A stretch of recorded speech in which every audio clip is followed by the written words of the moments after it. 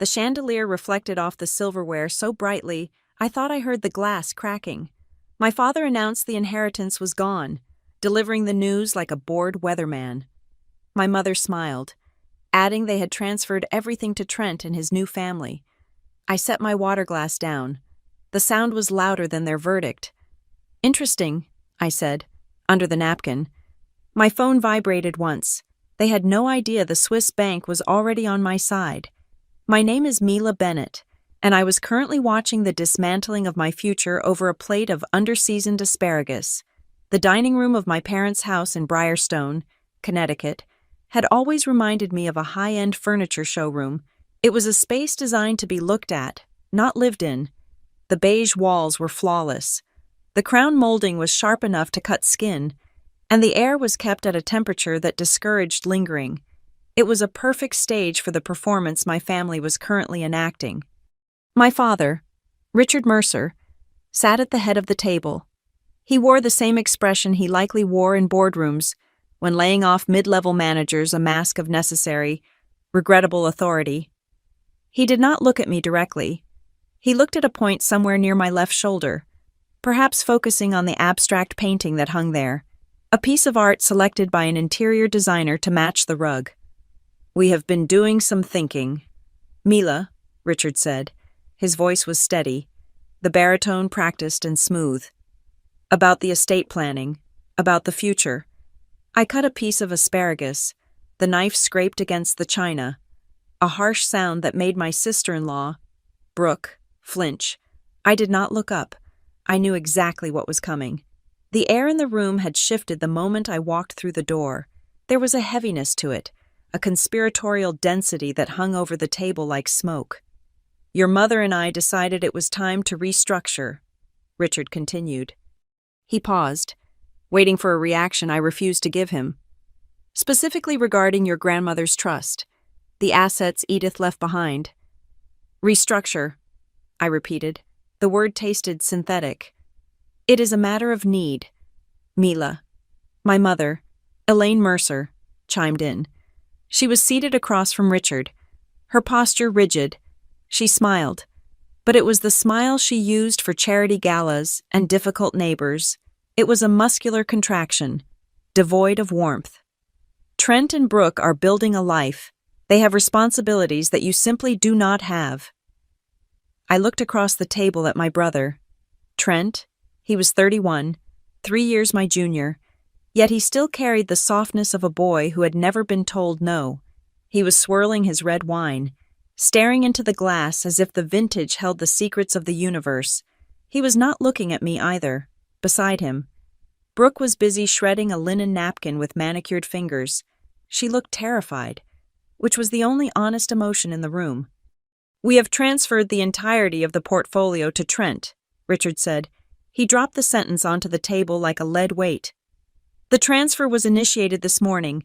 We felt it was best to consolidate the assets where they would be most effective, for the family legacy." The chandelier above us cast a fractured light across the table. I could see the reflection of the crystal in the silverware. It was blindingly bright. "The entirety," I said. It was not a question. "They have a child." "Mila," Elaine said, her voice taking on a sharp, defensive edge. "Little Leo needs security. Private schools are expensive. Housing in this market is impossible. We have to think about the next generation. We have to prioritize the ones who are growing the family tree." The implication was clear, sharp, and delivered with the precision of a surgeon. I was the dead branch.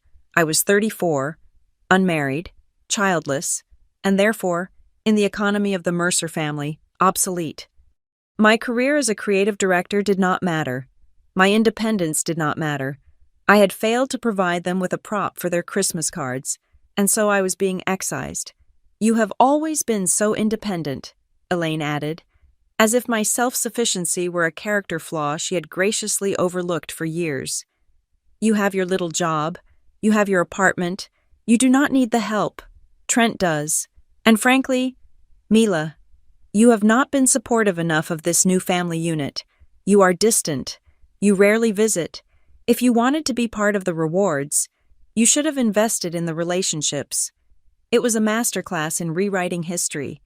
I was distant because every time I stepped into this house, I felt the oxygen being sucked out of my lungs. I was distant because I was tired of being the audience for their self-aggrandizing theater. Trent finally looked up. He did not look guilty. He looked validated. He sat with the relaxed arrogance of a man who had just won a race he did not run. He offered a small, helpless shrug, as if to say, "What could I do?" They insisted. "It is just better this way." "Mila," Trent said. His voice was light, unburdened. "Dad says the tax implications are better if it is all in one pot, and Brooke and we really appreciate you understanding. We want to put an addition on the house for the nursery." Brooke made a small noise, something between a whimper and a cough. She picked up her water glass, her hand trembling slightly. She knew, somewhere, deep down in the part of her that had not yet been bought by Mercer money, she knew this was theft, but she drank her water and said nothing. She smoothed the napkin on her lap, wiping her hands over and over again, as if trying to clean something off her skin that would not wash away. I looked at them, really looked at them. They were waiting for the explosion. They wanted me to scream. They wanted me to cry, to throw my wine, to storm out in a fit of hysterical rage. That would justify what they had done. If I acted like a child, they could tell themselves they were right to treat me like one. They could tell their friends at the country club that poor Mila was unstable, that they had to cut her off for her own good. I felt a vibration against my thigh. My phone was resting under my napkin, face down. It vibrated once, a single, distinct buzz. I reached under the linen and slid the phone into my palm, keeping it below the edge of the table. I glanced down. The screen was dark, save for a single notification banner glowing in the low light. It was an email. The sender was not a name, but a secure domain. Aurum Helvetic Private Bank. Subject Security Alert. Unauthorized attempt to access beneficiary protocols. The world seemed to stop spinning for a second. The ambient noise of the room, the hum of the refrigerator, the distant sound of a car passing on the street vanished. All I could hear was the blood rushing in my ears. My father had said the transfer was initiated this morning. He lied. You cannot transfer assets you do not control. But the email told me something else. It told me they had tried. They had not just talked about it. They had not just planned it. They had walked into a bank, or logged into a portal, and attempted to seize control of the trust my grandmother Edith had left. They thought the money was sitting in a standard American account, vulnerable and exposed. They thought Richard's power of attorney, which he had bullied Grandma into signing years ago for medical emergencies, extended to the Swiss vault. They were wrong. I turned the phone over and placed it face down on the table, right next to my water glass. The movement was deliberate. "Interesting," I said. The word hung in the air. It was not the reaction they had prepared for. Richard blinked, his brow furrowing slightly. Elaine's smile faltered, the corners of her mouth twitching. Trent stopped swirling his wine. "Interesting," Richard repeated, his voice losing a fraction of its corporate polish. "That is all you have to say. We are talking about millions of dollars. Mila, we are talking about your brother's future." "I heard you," I said. My voice was calm. It sounded strange to my own ears, detached and cool, like water flowing over ice. "You decided to transfer the assets because Trent has a child, and I do not. You feel that my lack of support for the family disqualifies me from grandmother's legacy. You initiated the process today." "Well, yes," Elaine said, straightening her back. "We did what had to be done. I am glad you are being an adult about this." "I am always an adult, Mother," I said. I picked up my water glass. The condensation was cold against my fingertips. I took a sip. The water was tasteless. I set the glass back down with a firm click. The sound echoed in the silence. "I suppose there is nothing left to discuss then," I said. "We expected you to be more upset," Trent said.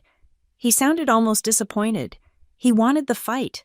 He wanted to crush me with his new wealth, to play the benevolent victor calming the hysterical sister. I mean, it is a big change. Money changes things, I agreed. People change things. I looked at Brooke. She refused to meet my eyes. She was staring at the centerpiece, a complex arrangement of white lilies that smelled like a funeral. Did you sign the papers too? Brooke? I asked. She jumped, her head snapping up. Richard said it was for the best. For Leo. Of course, I said. For Leo. I pushed my chair back. The legs scraped against the hardwood floor. I stood up. I was wearing a simple black dress, sharp and tailored. I felt like I was wearing armor. Where are you going? Elaine asked, her voice rising in pitch. We have not had dessert. Cook made that tart you like. I am not hungry, I said. I picked up my clutch. I slid my phone inside. Thank you for the news. It was very informative. Mila, sit down, Richard commanded. It was the voice he used when I was 12 and refused to eat my peas. We are not finished. We need to discuss the timeline. We need to make sure you do not make a scene with the extended family. There will be no scene, I said. I looked at him, and for the first time, I let the coldness reach my eyes. I think you have made everything perfectly clear. You have taken what you believe is yours. You have prioritized the son you prefer. You have justified it with the grandchild you wanted. The logic is flawless. Do not use that tone with me, Richard snapped. We are doing this for the family. You keep saying that word, I said. I do not think it means what you think it means. I turned and walked toward the archway that led to the foyer. If you walk out that door, Mila, do not expect us to come running after you. Elaine called out. Her voice was shrill now, stripping away the veneer of the polite hostess. You are cutting yourself off. You understand that if you leave now, you get nothing, not a penny. I paused at the door. I did not turn around. I understand perfectly, I said. I walked out the front door and into the cool Connecticut night. The air was crisp, smelling of pine and damp earth. It was a relief after the sterile, recycled air of the house. I walked down the long, paved driveway to where my car was parked. It was a practical sedan, dark gray, invisible in the dark. I got in and closed the door. The silence inside the car was different. It was my silence. It was safe. I did not start the engine immediately. I sat there, gripping the steering wheel, my knuckles turning white. The anger was there, a cold, hard knot in the center of my chest. But it was not the hot, chaotic fire they had expected. It was something else. It was fuel. They thought I was walking away defeated. They thought my silence was the silence of the victim, the stunned, mute acceptance of the disinherited. They thought they had won because they held the pen and the bank accounts. I reached over to the passenger side and opened the glove compartment. It was organized, containing only the registration, insurance, a tire gauge, and a small velvet pouch tucked in the very back. I pulled the pouch out. The velvet was worn, the black fabric fading to gray at the edges. I loosened the drawstring and tipped the contents into my hand. A key slid out. It was heavy, made of solid silver, tarnished by time but still substantial. It did not look like a house key. It did not look like a car key. It had an intricate head, shaped like a blooming rose, and the shaft was long and cylindrical, cut with grooves that looked like the teeth of a complex machine. My grandmother, Edith Langford, had given it to me 2 days before she died. I remembered the smell of her room lavender, old paper, and the sharp, medicinal tang of antiseptic. The lamp had cast a warm, yellow glow over her bed. She had been small then, shrunken by illness, but her eyes had been as sharp as cut glass. They will try to take it, Mila, she had whispered, her voice a dry rattle. They are polite people, your parents, but polite people are often the greediest. They think they are owed. She had pressed the cold metal into my palm, curling my fingers over it. This does not fit any door in this house, she had said. It fits a lock that Richard does not know exists. Keep it. Do not speak of it. When they make their move, and they will make their move, you will know what to do. I looked at the key in the dim light of the dashboard. Richard and Elaine had made their move. They had restructured. They had initiated the transfer.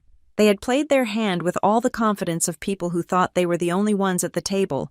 But the email from Aurum Helvetic said otherwise. Unauthorized access. That meant the bank had stopped them. It meant the trap Edith had set years ago had just been sprung. My parents thought they had cut me out, but all they had done was trigger the security protocols that would lock them out forever. I closed my hand around the silver key. The metal warmed against my skin. Interesting, I whispered again to the empty car. I started the engine. The headlights cut through the darkness, illuminating the perfectly manicured hedges of my parents' estate. I backed out of the driveway, leaving the showroom behind. I had work to do.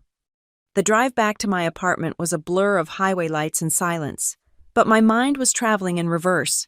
It was pulling me back to the house in Briarstone, not as it was tonight, but as it had been for the last 3 decades. To understand why I did not scream at the dinner table, one has to understand the architecture of my childhood. I was never the child who was neglected in the traditional sense. I was fed. I was clothed in expensive fabrics that scratched at the neck. I was sent to schools with ivy on the walls and Latin mottos on the crests. But in the Mercer household, love was a currency, and the exchange rate was rigged from the start. There is a specific category of child in families like mine, the one who will be fine. I was that child.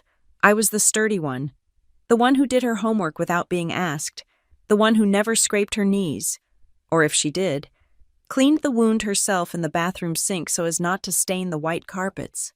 Trent was different. Trent was the child who needed to be lifted. I remember my 16th birthday. It was a polite affair in the garden. My parents gave me a high-end laptop. It was a generous gift, objectively speaking, but the card attached to it read, "For your studies. We expect great things."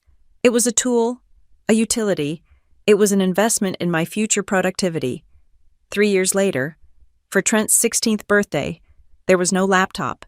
There was a vintage convertible sitting in the driveway with a red bow the size of a beach ball on the hood.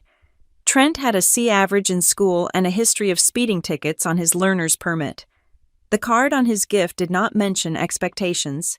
It just said, "To our golden boy, have fun." That was the dynamic. I was the employee. Trent was the product. I learned very early on that the only way to secure a place at the table was to be useful. I became the fixer. When Trent broke a neighbor's window with a baseball, I was the one who went over to apologize and negotiate the repair cost while Trent hid in his room. When my mother overbooked her social calendar, I was the one who called the florists and the caterers to rearrange the dates. I smoothed the edges. I filled the cracks. I made sure the facade of the perfect Mercer family remained unblemished. My parents loved the peace I provided, but they did not love the provider. They saw my competence as a lack of need. Because I never asked for help. They assumed I never needed it. Because Trent was a chaotic whirlwind of needs and wants. They poured all their energy into him, mistaking his dependency for potential. There was only one place in that sprawling, sterile house where I felt like a human being rather than a function. My grandmother Edith's room was at the end of the east wing. While the rest of the house smelled of lemon polish and aggressive air conditioning, Edith's room smelled of lavender, old dust, and vanilla pipe tobacco, though she never smoked. It was a sanctuary of clutter in a house of minimalism. Books were stacked in precarious towers. Papers covered her heavy oak desk. The light was always a warm, amber yellow, coming from brass lamps rather than the harsh recessed lighting in the hallway. Edith Langford was not a warm woman in the conventional sense. She did not bake cookies. She did not knit. She was a woman who had managed her late husband's portfolio with an iron grip long before it was socially acceptable for women to discuss compound interest. She sat in her high-backed velvet chair like a queen in exile, watching the family through the open door with eyes that missed nothing. She saw the dynamic. She saw how my father, her son-in-law, fawned over Trent's mediocrity while nodding absently at my achievements. She saw how my mother used me as a shield against the mundane difficulties of life. One rainy Tuesday in November, when I was 22, I was sitting on the floor of her room, sorting through a pile of her old correspondence. I had just finished fixing a disaster Trent had created. He had forgotten to pay his tuition, and I had spent 3 hours on the phone with the bursar's office ensuring he wasn't dropped from his classes. My parents hadn't thanked me. They had simply said, "Thank goodness that is handled," and taken Trent out for dinner to cheer him up. Edith was watching me over the rim of her reading glasses. "You are making it too easy for them, Mila," she said. Her voice was raspy, but the diction was precise. "Someone has to do it," I replied, not looking up from the letters. "If I don't, the whole house falls apart." "Let it fall," she said. I looked up then. She was not smiling. "They consume you because you are consumable," Edith said. "You have made yourself into fuel for their engine. Trent is the passenger. You are the gasoline. They will burn you until you are empty, and then they will wonder why the car stopped." It was a harsh truth, delivered without sugar, but it was the first time anyone had acknowledged the labor I performed. "What am I supposed to do?" I asked. "They are my family." "Family is a biology term. Loyalty is a business term," Edith said. She reached into the pocket of her cardigan. "Come here." I stood up and walked to her chair. She took my hand. Her skin was like parchment paper, dry and thin, but her grip was surprisingly strong. She pressed something cold into my palm. It was the silver key. I had never seen it before. It was heavy, the metal dark with oxidation in the grooves. It looked ancient, like something that belonged to a chest in a sunken ship, not a suburban home in Connecticut. "What is this?" I asked. "Insurance," she said, "and a test." She leaned forward, lowering her voice, even though we were alone in the wing. "I have arranged things, Mila. I have watched Richard. I have watched your mother. They are polite people. They say the right things at the country club. But polite people are capable of great cruelty when they feel entitled. They believe my money is already theirs. They believe they can move it around like furniture." She paused, coughing slightly, before continuing. "I have set up a structure, a trust, but not the kind they are used to. It has what the lawyers call a springing clause. It is dormant, sleeping, until a specific condition is met." "What condition?" I asked, turning the key over in my fingers. "Betrayal," Edith said simply, "or in legal terms, unauthorized interference." She pointed a bony finger at the key. "There is a box. Not here, not in this country. This key opens the physical layer, but the real key is you, your identity, your voice. I have left a sealed instruction letter with the protector of the trust. It states that if the primary beneficiaries, your parents, attempt to alter the distribution schedule to exclude you, the springing clause activates. The assets do not just freeze, they shift." I stared at her. I was 22. I understood the words, but the gravity of them was hard to grasp. "Why are you telling me this?" "Because when I am gone, I will not be there to protect you," she said.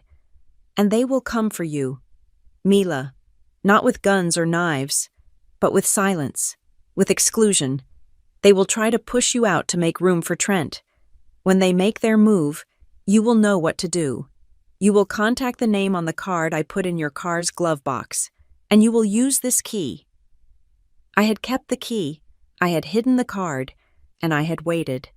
2 years later, Edith died. The funeral was elegant. My mother cried beautifully into a lace handkerchief. My father gave a eulogy about legacy and continuity. Trent looked somber in a new suit. I stood at the back, dry-eyed, feeling a hollowness that had nothing to do with the ceremony. The change happened almost immediately after the earth was settled over her grave. It started with the photographs. The mantel in the living room had always held a balance of pictures me at graduation, Trent at camp, the family on vacation. Within a month of Edith's death, the landscape of the mantel shifted. My graduation photo was replaced by a picture of Trent and Brooke, who he had just started dating. My solo portraits were migrated to the hallway, then to the upstairs landing, and finally, they disappeared altogether. Then came the repurposing my old room, which I still used when I visited on holidays. was turned into a guest suite that was primarily used for Brooke's parents when they came to town. My things were boxed up and put in the garage. "We just need the space," my mother had said. "You have your own apartment now, darling. You do not need this clutter." I was being erased. Slowly, methodically, I did not fight them. I remembered Edith's words, "Let it fall." I stopped fixing Trent's mistakes. When he got a DUI, I did not call the lawyer. I let my father handle it. When he overdrew his accounts, I did not transfer funds. I let my mother panic. I watched them scramble. I watched the stress lines deepen on my father's forehead. I watched my mother's smile become tighter, more brittle. And I watched Trent fail, over and over again, only to be propped up by the family fortune. They interpreted my withdrawal as surrender. They thought I was accepting my place on the periphery. They thought I was fading away, becoming the irrelevant spinster aunt who would show up for Christmas and be grateful for a scarf. They did not know that I was not fading. I was positioning myself. I had moved my chair back from the table, figuratively speaking. I was no longer playing their game. I was standing in the corner of the room, watching the entire chessboard. I saw them moving their pawns. I saw them sacrificing their knights to save the king. I saw them preparing for the final move, the consolidation of the wealth, the total transfer to Trent, the legal excision of Mila Bennett from the ledger. I knew it was coming. I just didn't know when. Tonight, over asparagus and cold water. They had finally done it. They had made the move Edith had predicted 12 years ago. I pulled into the parking garage of my apartment building. The concrete structure was quiet. I turned off the engine and sat in the dark for a moment, the silver key still clutched in my hand. It was no longer just a piece of metal. It was a weapon.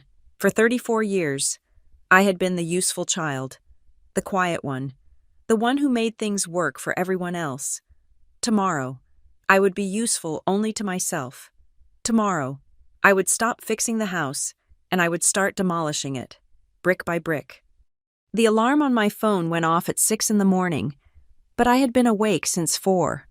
The ceiling of my apartment was familiar, a plain white expanse that usually offered comfort, but today it looked like a blank page waiting for a deposition. I did not feel tired. I felt a strange, vibrating clarity, the kind that comes after a fever breaks. I reached for my phone, but I did not open the banking app yet. First, I had to clear the deck. I dialed the number for Juniper Slate Creative Studio. It was early, so I knew I would get the voicemail of the operations manager. That was preferable. I did not want to have a conversation. I wanted to leave a record. "This is Mila," I said. My voice was steady, devoid of the tremors that usually accompany a sudden absence. "I will not be in today. I have a family legal matter that requires immediate attention. I will be checking emails intermittently, but do not expect deliverables on the chaotic beverage campaign until Thursday." I hung up. It was the first time in 7 years I had called in without a physical illness. The lie calling it a family legal matter was not actually a lie. It was just the first truth I had told them in a long time. I got out of bed and made coffee. I drank it black, standing by the window, watching the city wake up. Then, I sat down at my dining table and opened my laptop.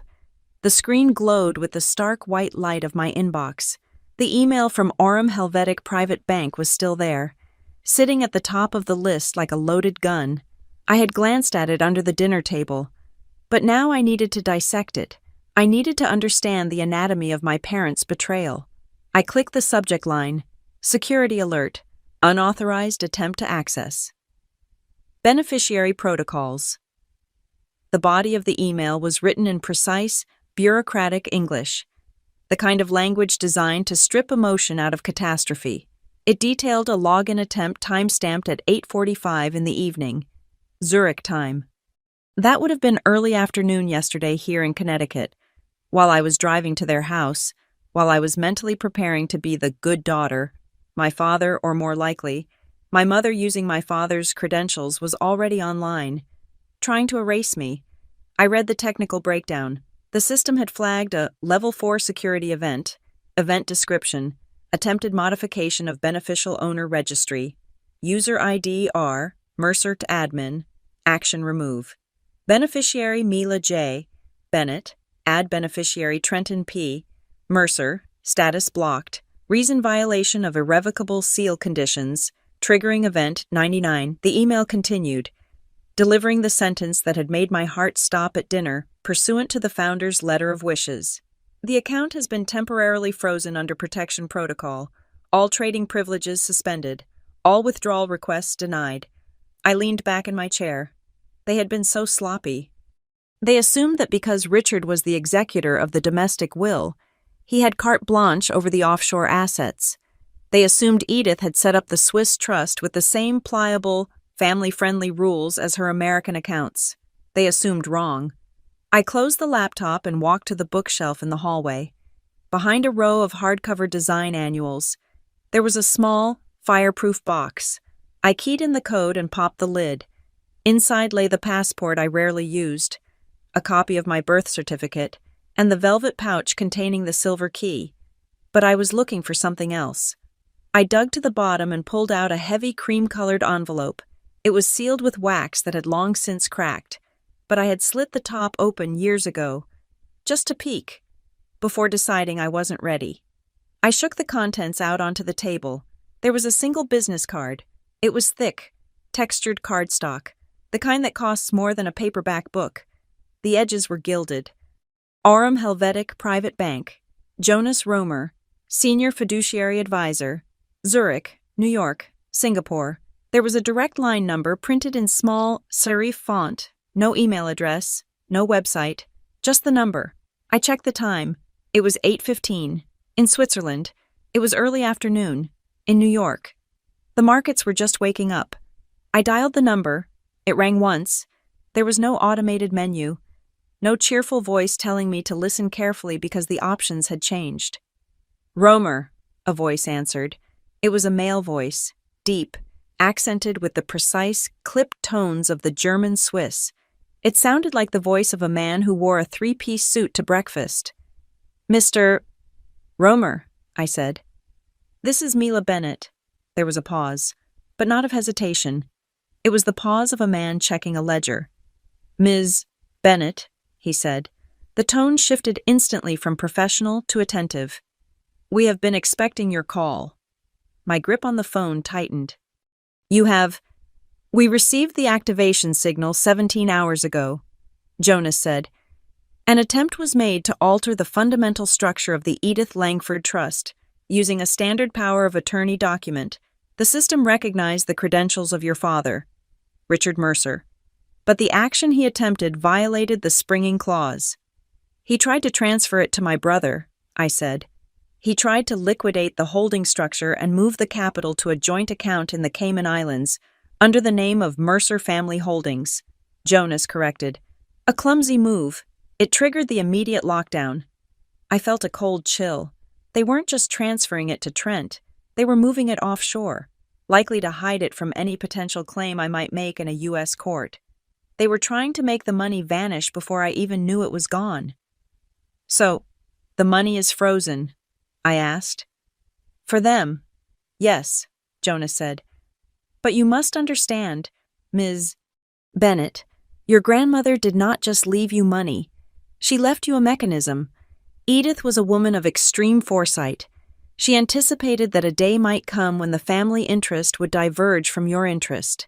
He paused, and I could hear the rustle of paper on his end. The trust has a dual state nature, he continued. It exists in a passive state as long as the family structure remains benevolent. But the moment an act of bad faith is detected, defined strictly as an attempt to disinherit a direct female descendant without cause, the trust activates its secondary protocol. What does that mean? It means the trust does not just freeze, Jonas said. It restructures itself. The control of the assets is removed from the original trustees, your parents, and is vested solely in the protector and the backup beneficiary. That is you. I sat in silence, processing this. Edith had turned the inheritance into a bear trap. My parents had walked right into it, and the moment they tried to cut the wire, the jaws had snapped shut. However, Jonas said, his voice dropping an octave, We require authentication. The digital signal is not enough. To unlock the secondary protocol and take full possession of the directive, we need physical verification. I have the key, I said. The silver one. That is the first half, Jonas said. Do you have the phrase? I closed my eyes. I remembered the night in the lavender-scented room, Edith gripping my hand, the intensity in her eyes. She had made me repeat it until the words felt like they were etched into the back of my eyelids. Yes, I said. I have the phrase. Please state it, Jonas said. I took a breath. The garden does not apologize to the weeds. Silence. Correct, Jonas said. I could hear the sound of typing on a mechanical keyboard, the clicks loud and rhythmic. Authentication confirmed. The file is now open on my desk. What happens now? I asked. Now, we proceed to the handover. Jonas said, the bank requires your physical presence to countersign the new mandate. We need to formalize your position as the sole beneficial owner. Once that is done, the previous trustees, your father and mother, will be notified that their access has been permanently revoked. Not suspended, revoked. I need to come to Zurich, I asked. That will not be necessary for the initial phase. Jonas said, I am currently at our representative office in Manhattan. We maintain a suite for sensitive client transitions. Can you be in the city by 11 o'clock? I can be there, I said. Good, Jonas said. Bring the key. Bring your identification. And Ms. Bennett. Yes. Bring your resolve, he said. Your parents have already contacted our general helpline 3 times this morning. They are frantic. They are claiming a system error. When we execute this today, there will be no system error to hide behind. You will be the one holding the pen. I understand, I said. The address is 45 Park Avenue. Suite 88, Jonas said. Do not use the main lobby. Use the private elevator on the east side. The security team has your name. I will see you at 11, I said. I hung up the phone. I sat there for a moment, listening to the hum of the refrigerator. My life had changed trajectory in the span of a 10-minute phone call. Yesterday, I was a daughter hoping for scraps of affection. Today, I was the sole beneficial owner of a Swiss trust that my parents had just tried to steal. I stood up and walked to the bedroom. I needed to dress. Not for work, not for a date. I needed to dress for a takeover. I chose a charcoal gray suit, tailored and sharp. I pulled my hair back into a severe bun.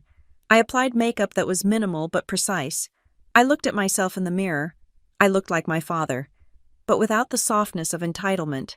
I looked like Edith. I grabbed my bag. I placed the silver key in the zippered interior pocket. I checked it twice to make sure it was secure. The drive to the train station was mechanical. I parked my car, paid for the daily spot, and boarded the 9:15 train to Grand Central. The car was half empty. Commuters were reading tablets or sleeping. I watched the Connecticut landscape flash by the trees, the water, the expensive houses that hid so many miserable secrets. My phone vibrated. It was a text from my mother. Mila, call us immediately. There is a problem with the bank accounts. We think your account might be affected too. We need to coordinate. It was a lie. They didn't care about my account. They were fishing. They wanted to know if I knew. They were testing the waters to see if the glitch was something they could fix before I noticed. I did not reply. I turned off the phone. I arrived at Grand Central at 10:30. The terminal was a cavern of noise and movement, but I cut through it with singular focus. I walked out onto 42nd Street and hailed a cab. Though I could have walked, I didn't want the wind to mess up my hair. I needed to be perfect. The building at 45 Park Avenue was a monolith of glass and steel. I found the east entrance, a discreet door flanked by marble pillars. There was no signage for Aurum Helvetic, just a small brass intercom. I pressed the button. Name, a voice asked. Mila Bennett, I said. To see Jonas Romer. The door clicked open. The lobby inside was small, silent, and smelled of expensive leather. A security guard in a dark suit nodded to me and swiped a card to open the elevator. Penthouse level, he said. The elevator ride was smooth and fast. My ears popped as we ascended. When the doors opened, I wasn't stepping into an office. I was stepping into a sanctuary. The floors were polished stone. The walls were glass, offering a panoramic view of the city skyline. It was quiet, the kind of quiet that costs millions of dollars to maintain in the middle of Manhattan. A man was standing by the window, his back to me. He turned as I stepped out of the elevator. Jonas Romer was older than his voice sounded. He had silver hair, meticulously combed, and he wore a suit that fit him like a second skin. He had the face of a man who had seen fortunes rise and fall and found the whole process mildly amusing. He walked toward me, hand extended. "Ms. Bennett," he said, "welcome to the real legacy." He gestured toward a large conference table made of dark wood.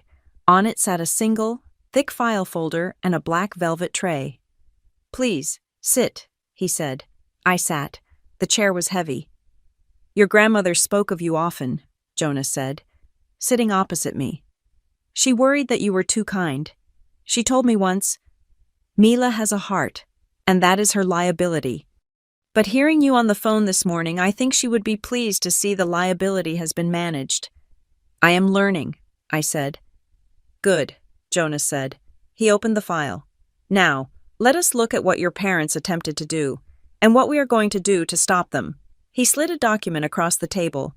It was a printout of the transaction log. "Here," he pointed to a line item. "At 8:45 p.m., Zurich time, user R. Mercer authenticated. He accessed the distribution tab.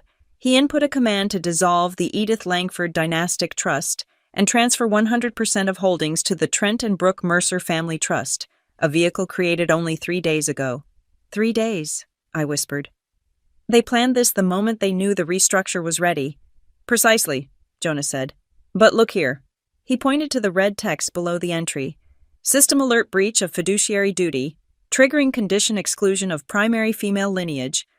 He looked up at me. "Edith coded the money. Mila. She did not just put it in a vault. She wrote a constitution for it. The constitution states that the assets must follow the female line as the primary steward. Your father is a trustee by marriage. He never had ownership. He only had administration rights. By attempting to bypass you, he stripped himself of those rights." Jonas reached into his jacket pocket and pulled out a pair of thin white gloves.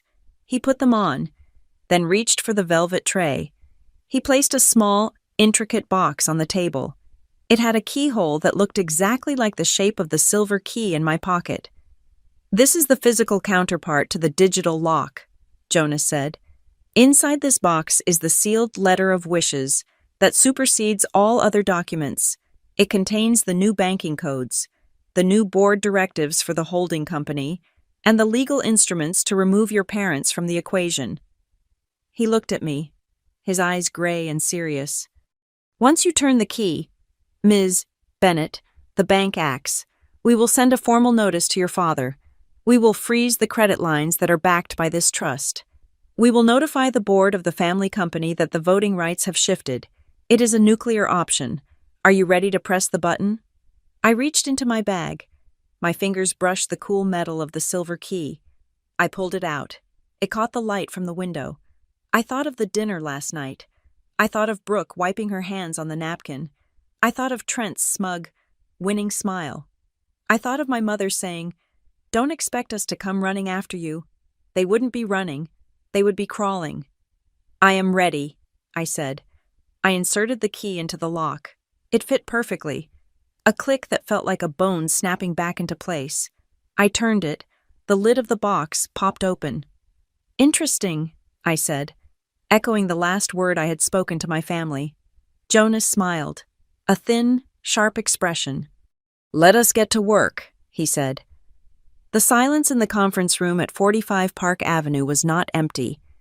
It was heavy, pressurized by the sheer density of the wealth it contained. It was a silence that cost thousands of dollars a minute to maintain. The glass walls were thick enough to turn the chaos of Midtown Manhattan into a silent, moving painting. I sat in a leather chair that felt more like a throne, my hands resting on the cool, dark wood of the table. There were no pleasantries. Jonas Romer did not ask me how my train ride was. He did not ask if I wanted sparkling water or coffee. In this room, we were not people engaging in social commerce. We were signatories engaging in legal warfare.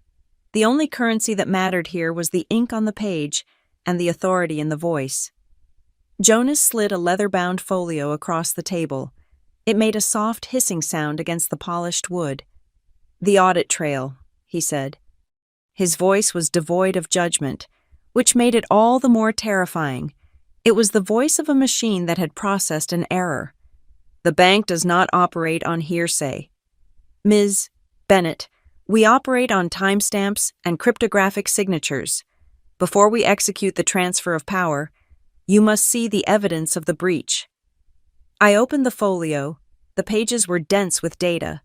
It was a forensic timeline of betrayal.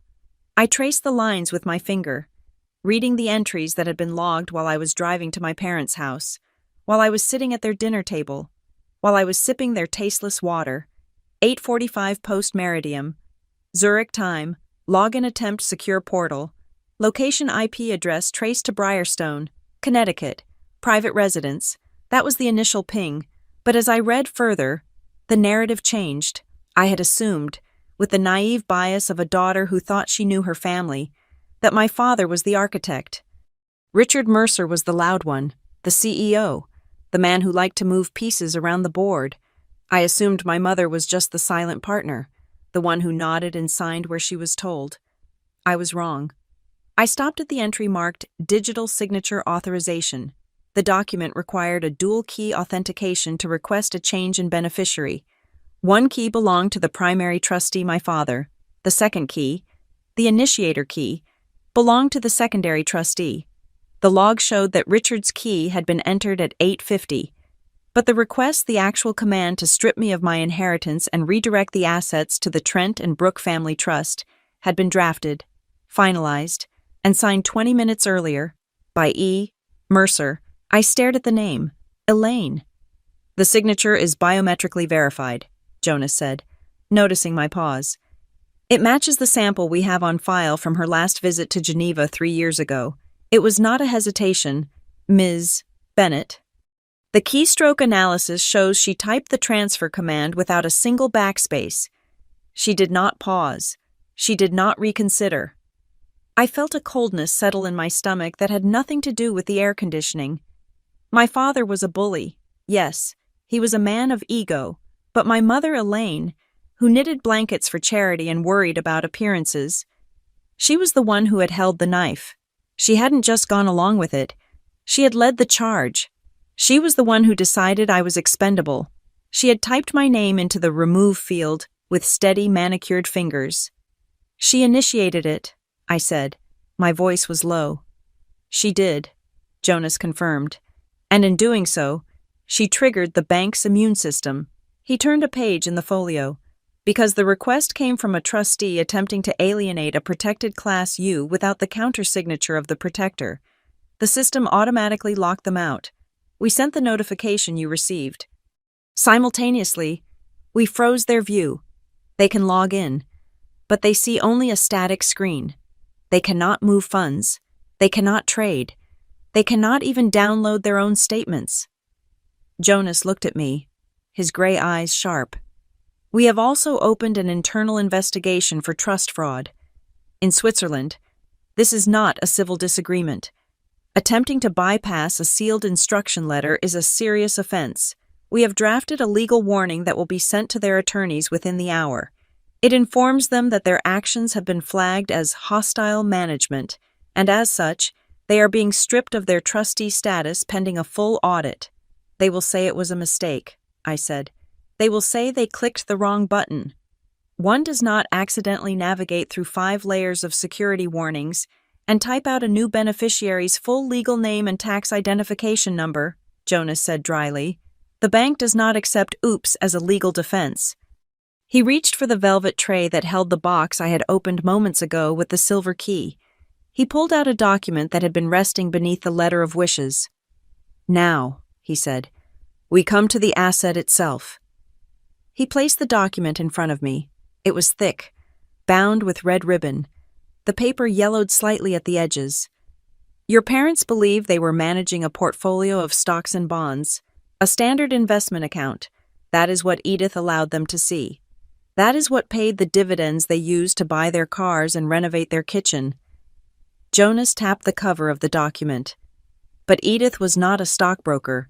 She was an industrialist. She did not leave you a pile of money. Mila, she left you a structure. I opened the document. The header read, The Edith Langford Dynasty Trust, Tier 1. This trust is a Russian nesting doll, Jonas explained. Your parents were managing the outer shell, the cash flow. But the core has never been touched. It has been waiting for the springing clause. He flipped to page 10. There was a paragraph outlined in thick red ink. Clause 7A. The contingency of betrayal.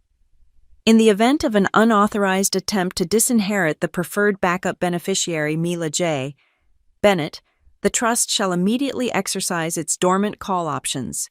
I looked up. Call options on what? Crownmere Holdings, Jonas said. The name meant nothing to me for a second. And then it hit me like a physical blow. Crownmere Holdings. It was the parent company. The obscure, boring-sounding shell company that owned the majority voting shares of Maraway Industries, my father's company. My father had always bragged that he built Maraway. He acted like the king of the castle, but I remembered vague conversations from my childhood, whispers about investors and silent partners. Edith owned Maraway, I asked. Edith funded Maraway, Jonas corrected. She put up the capital for your father to start the business 30 years ago. But she kept the controlling interest inside Crownmere, and she put Crownmere inside this trust.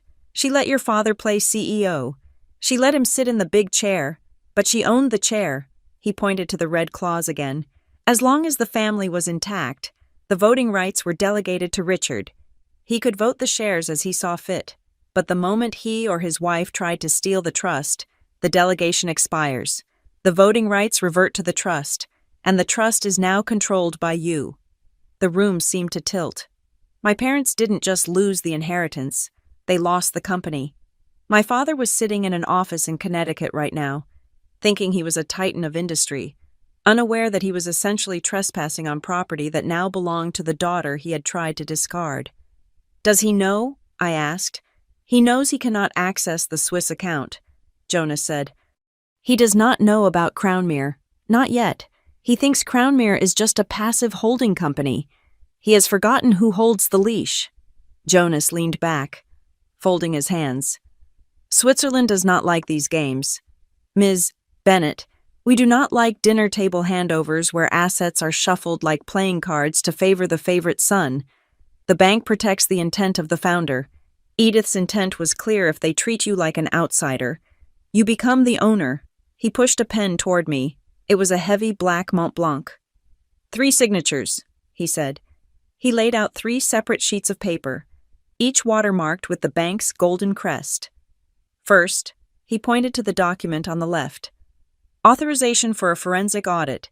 This gives us permission to tear apart every transaction your parents have made in the last 10 years. If they bought a coffee with trust money that was not approved, we will find it. Second, he pointed to the middle document.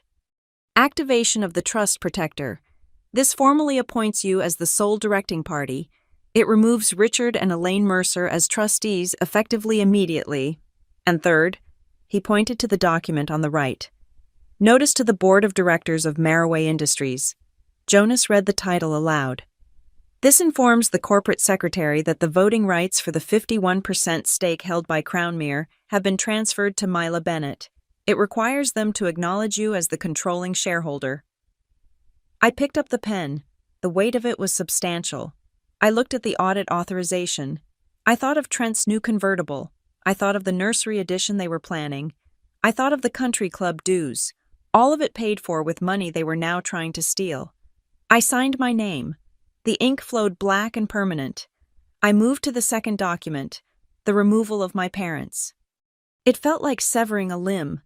Painful but necessary to stop the gangrene from spreading. I signed. Then I looked at the third document, the notice to the board.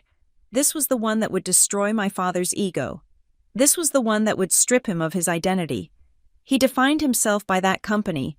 Without it, he was just a man in a suit with a mortgage he couldn't pay. I hesitated for a fraction of a second. I remembered him teaching me to ride a bike when I was 6, but then I remembered his face at dinner last night. The inheritance is gone. Mila, the casual cruelty, the absolute certainty that I would not fight back. I put the pen to the paper. I am not doing this to hurt them, I said, mostly to myself.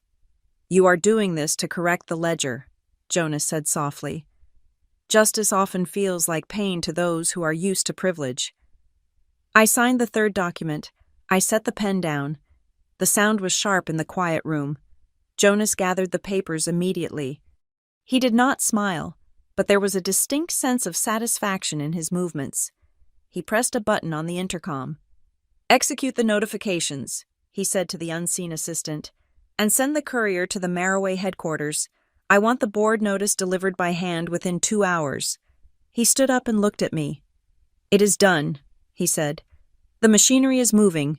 By the time you leave this building, your father will be receiving a call from his corporate legal team asking why his access pass has been flagged. I stood up as well.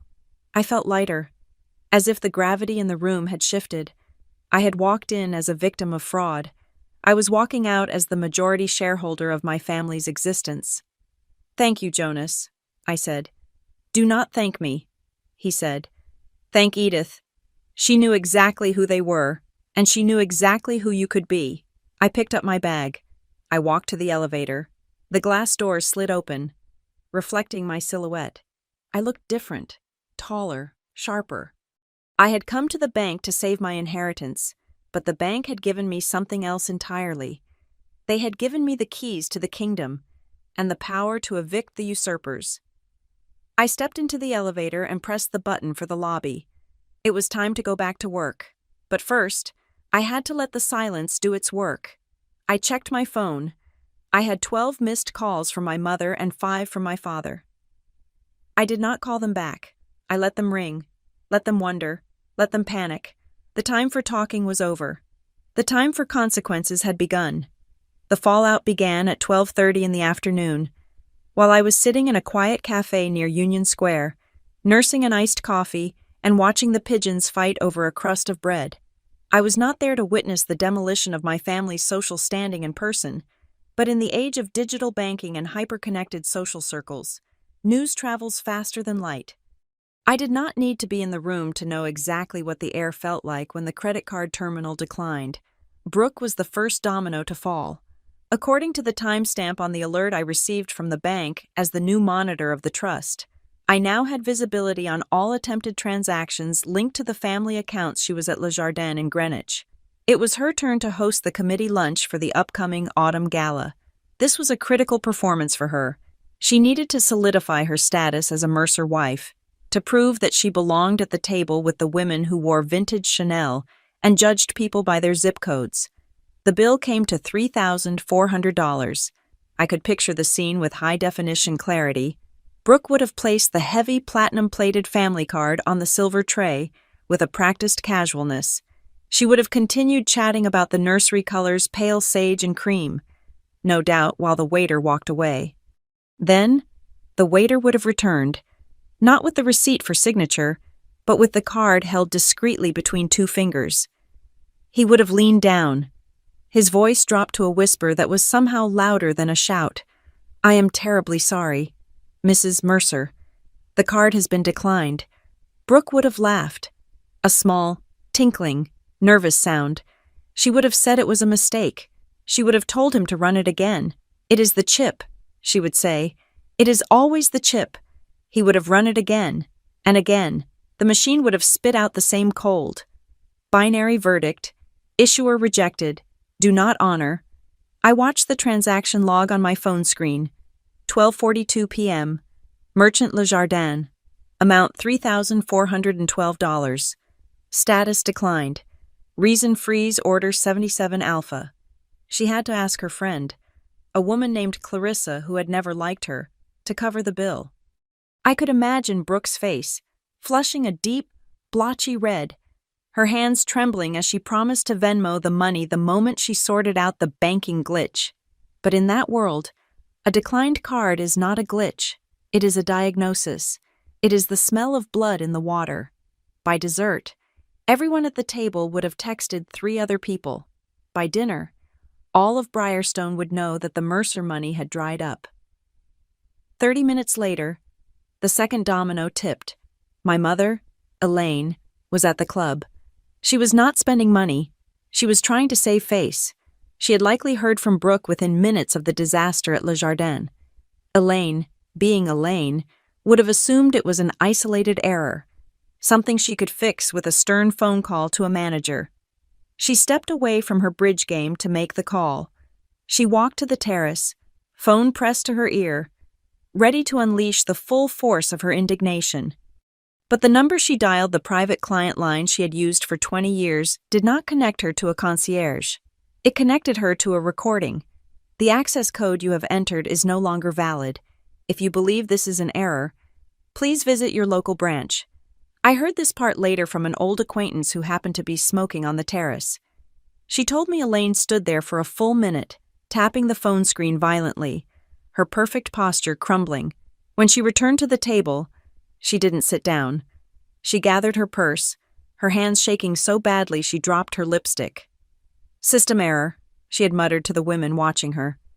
"The bank is having a system update. I have to go handle it." They let her leave. But they didn't believe her.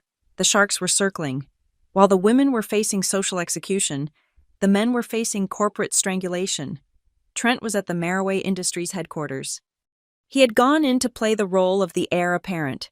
I had learned from the audit logs that he had a meeting scheduled with the commercial lending officers at 2 o'clock. He was trying to refinance a loan for a speculative real estate project he had convinced my father to back. The meeting did not go well. At 1:55, the lending officer received a notification. The collateral for the loan the family trust was under. Administrative review for fraud. I can only imagine the silence in that glass-walled conference room. Trent, wearing a suit that cost more than my first car, probably tried to charm his way out of it. He would have smiled that boyish smile. He would have talked about short-term liquidity issues. But bankers do not care about smiles. They care about liquidity. My phone buzzed with an alert from the corporate monitoring software I had been granted access to. User Trent, Mercer, access level suspended. Action attempted transfer of $50,000 to account Mercer Personal. Status blocked. He was trying to move cash out of the company to cover his personal debts before the walls closed in. He was looting the ship while it was still docked, but the ship was already under new command. Then came the final blow, the one directed at the king. Richard Mercer was in his office on the top floor. He had likely spent the morning ignoring the mounting panic, convincing himself that he was Richard Mercer and therefore immune to consequences. At 3 o'clock, the auditors arrived. They were not the usual friendly faces from the firm that had done our taxes for decades. These were forensic accountants appointed by Aurum Helvetic. They walked past the receptionist. They walked past the executive assistant who tried to tell them Mr. Mercer was in a meeting. They walked into his office and placed a document on his desk. It was the notice of voting rights transfer. I was not there, but I knew the script. Richard would have stood up. He would have shouted. He would have threatened to sue them, to fire them, to bury them. "You cannot do this," he would have said. "I am the CEO. I control the board." And the lead auditor, a man whose name I saw on the paperwork, would have adjusted his glasses and said, "Actually, Mr. Mercer, you are an employee. The majority shareholder is Crownmere Holdings, and Crownmere has issued a new directive." That was when the twist landed, the piece of information I hadn't expected, but which made the betrayal complete. Included in the data dump Jonas had sent to my secure email was a folder labeled Internal Correspondence, Recovered. It contained emails that Richard and Elaine had thought were deleted. I opened the file on my phone. The subject line of the top email read, Transition Plan, Phase 1. It was dated 2 weeks ago. From Elaine Mercer to Richard Mercer, subject. The timeline. Richard, we cannot wait until next year.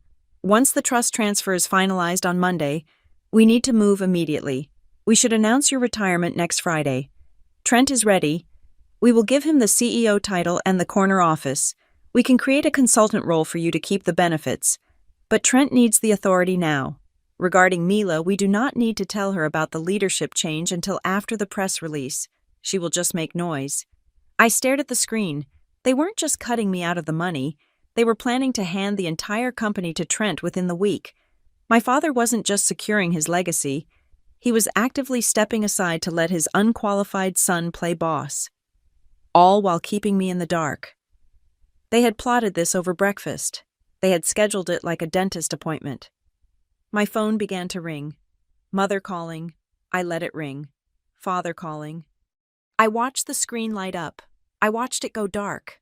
Trent calling. He called 4 times in a row. He left voicemails. I didn't listen to them. I didn't need to hear his panic. I didn't need to hear him begging or threatening or asking me how could I do this to the family. They were finally hearing the answer I had been giving them for years, only they had never bothered to listen. The answer was silence.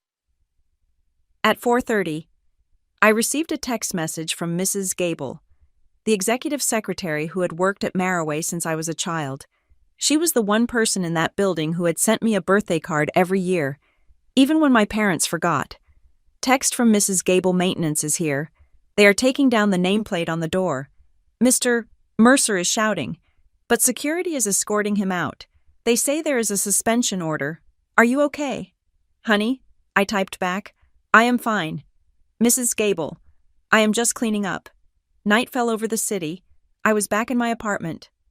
The adrenaline of the morning had faded, leaving behind a cold, hard clarity. I had ordered takeout, but I hadn't eaten it. I was standing at my dining table, organizing the paperwork Jonas had given me.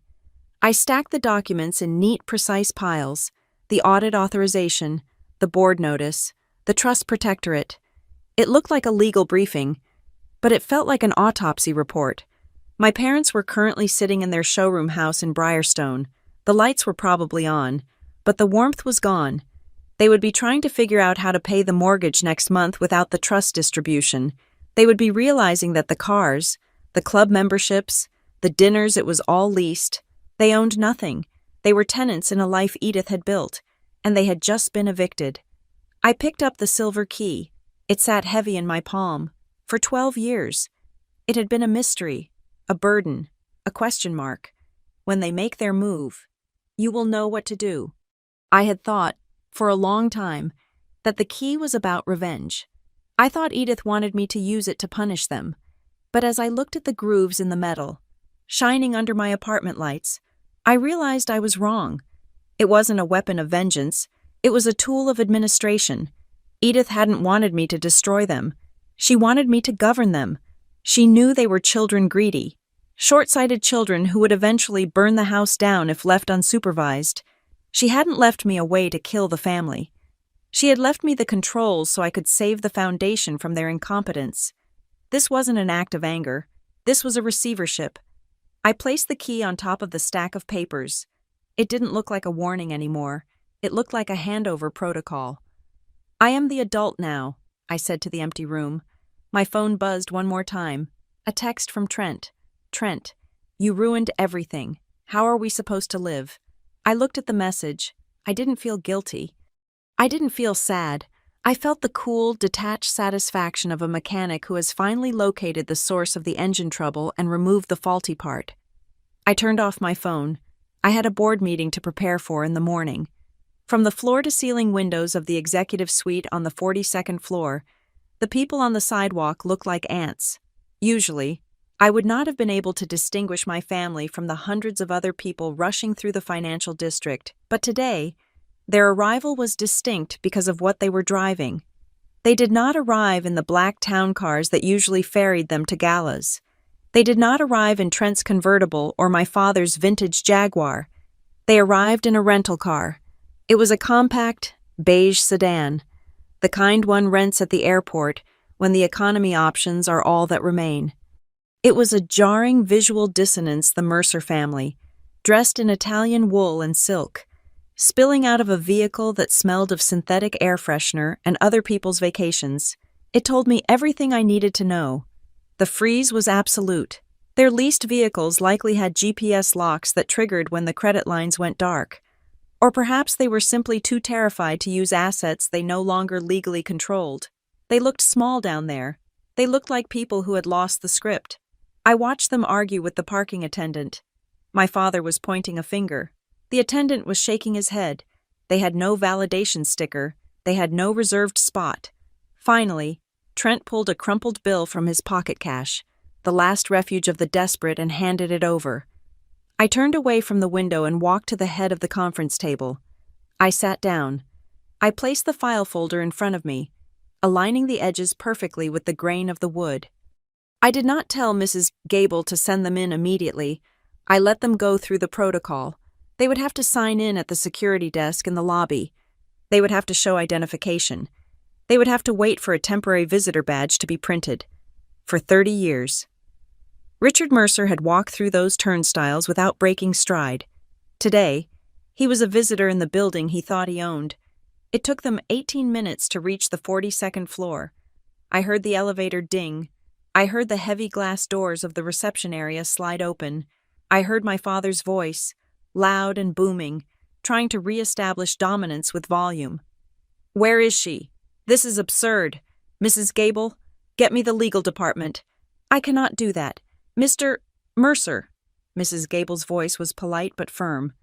"You are not authorized to access internal comms. Ms. Bennett is waiting for you in boardroom A." The door to the conference room swung open. They spilled in like a wave of chaotic energy. Richard was in the lead. His face flushed a dangerous shade of red. Elaine was right behind him, her heels clicking rapidly on the parquet floor.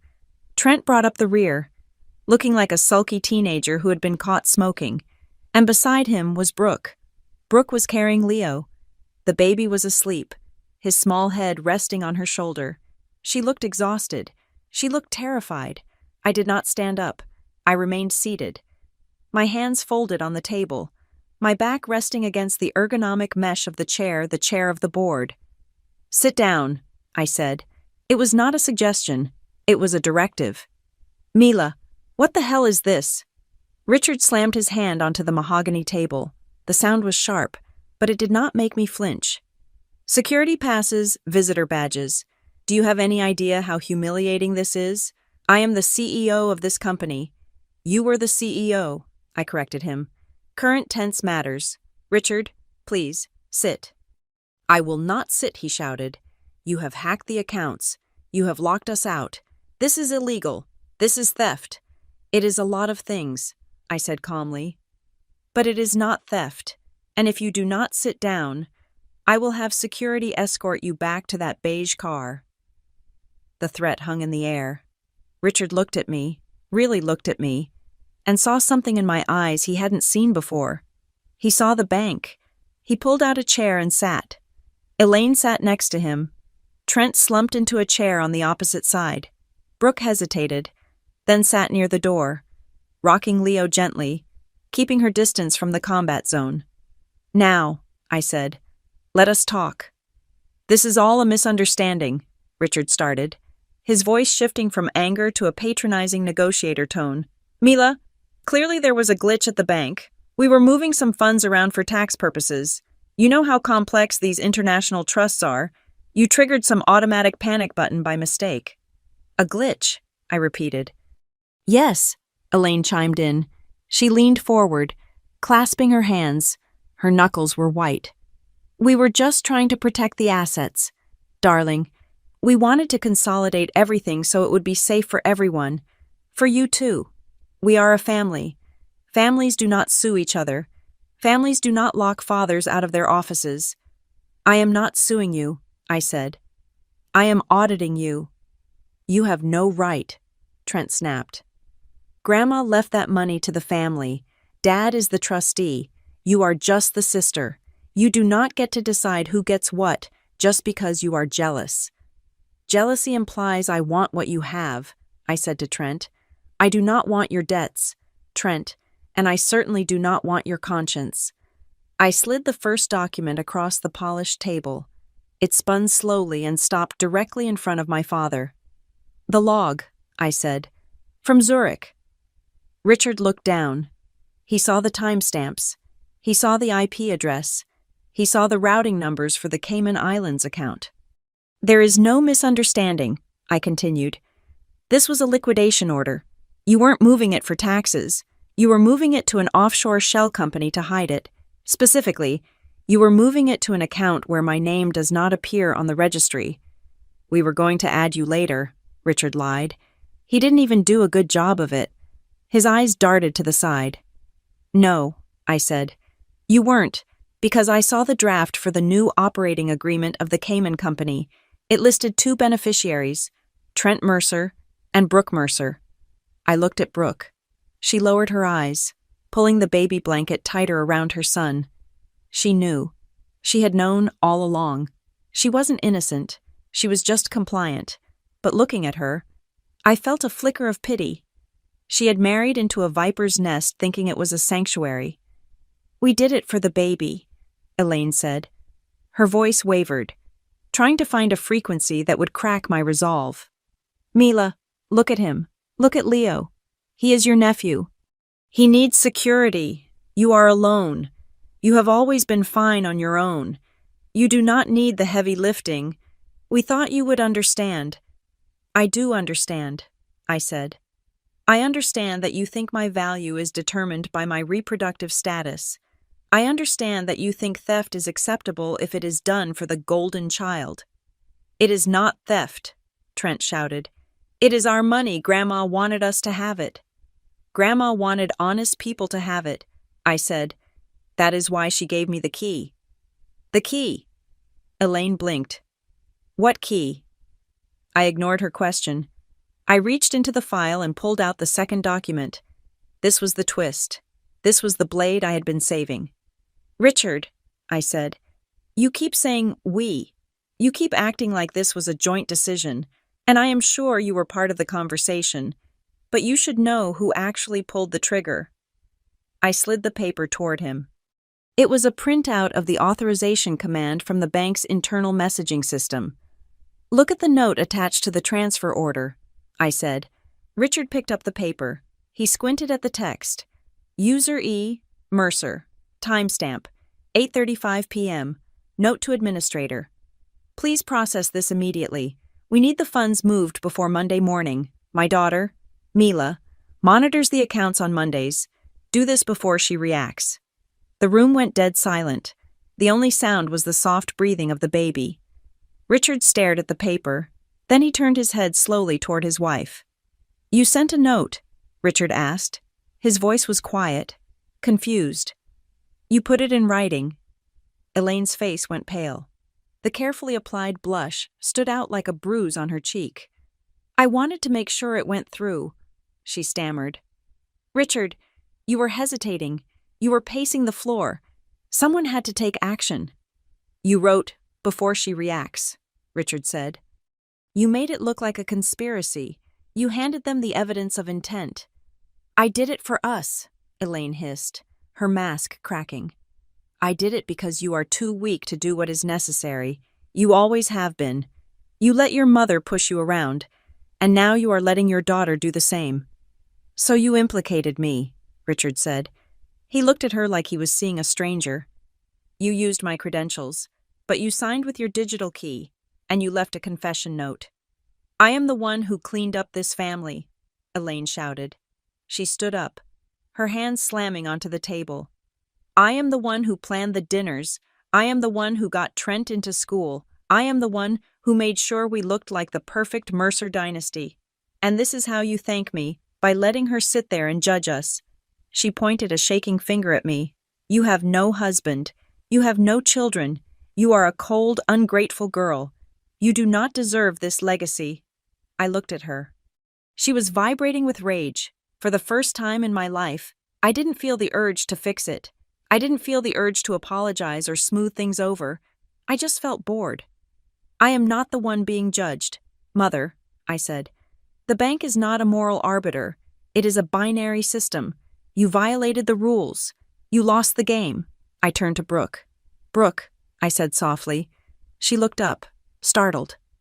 The baby is sleeping, I said. This is not a place for him. There is a driver waiting downstairs. Not a rental, a car service I paid for. Take Leo home. This is going to get ugly, and he does not need to hear his grandfather beg." Brooke stood up immediately. She didn't look at Trent. She didn't look at Elaine. "Thank you," she whispered. "Brooke, sit down," Trent commanded. She ignored him.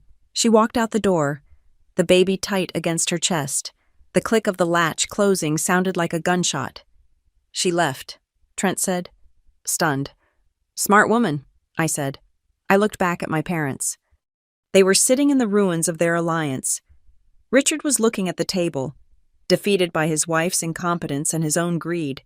Elaine was standing, panting, realizing that her outburst had only solidified her guilt. "The audit is happening," I said.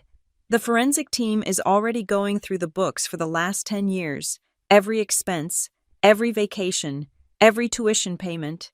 If you use trust money for personal gain unauthorized by the bylaws, you will be liable for repayment." "We cannot repay it," Richard whispered. "You know we cannot."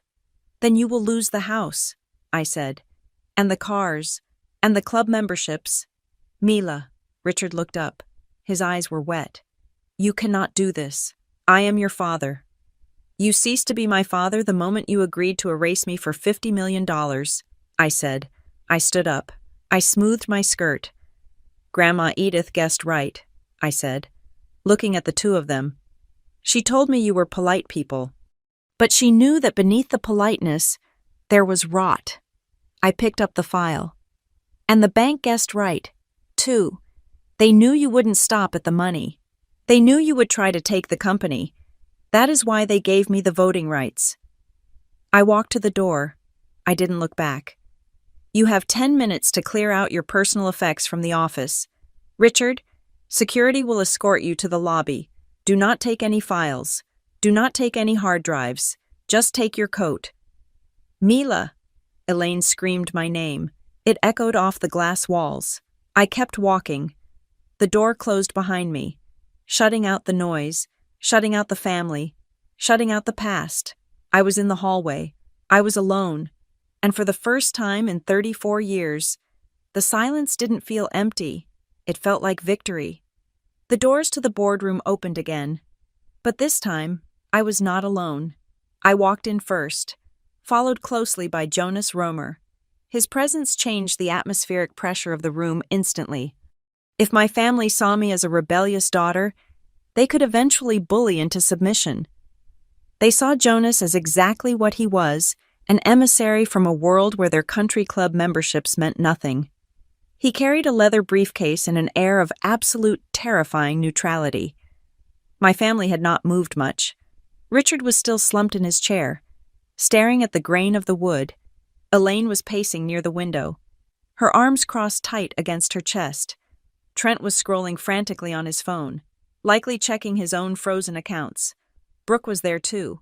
I had instructed security to bring her back up from the lobby. It was a cruelty. Perhaps, but a necessary one. Her name was on the fraudulent trust documents they had attempted to file. I needed her signature to dismantle the lie they had built. She sat apart from them, at the far end of the table, her eyes red-rimmed. The baby was gone, likely with the nanny or the driver I had arranged. Good. This was no place for innocence. Jonas took the seat to my right. He placed his briefcase on the table and snapped the latches open. The sound was loud, like 2 pistol shots in a canyon. "Ladies and gentlemen," Jonas said. His voice was smooth, accented, and utterly devoid of warmth. "My name is Jonas Romer. I represent the Compliance Division of Aurum Helvetic. I am here to witness the resolution of this matter." "Resolution." Richard looked up, a flicker of hope in his eyes. He straightened his tie, the reflex of a man who thinks he can negotiate his way out of a murder charge. "Good. Finally. Someone professional. Mr. Romer, this entire situation is a domestic misunderstanding. My daughter has overreacted to an estate planning strategy." "Mr. Mercer," Jonas said. He did not look at Richard. He looked at the papers he was arranging. "I am not here to negotiate. I am here to collect signatures, or, in the alternative, to collect evidence for the federal authorities." Richard's mouth snapped shut. I took over. I stood at the head of the table, my hands resting on the back of the chair I wasn't sitting in. I felt a strange calm. It was the calm of a surgeon who has already made the incision.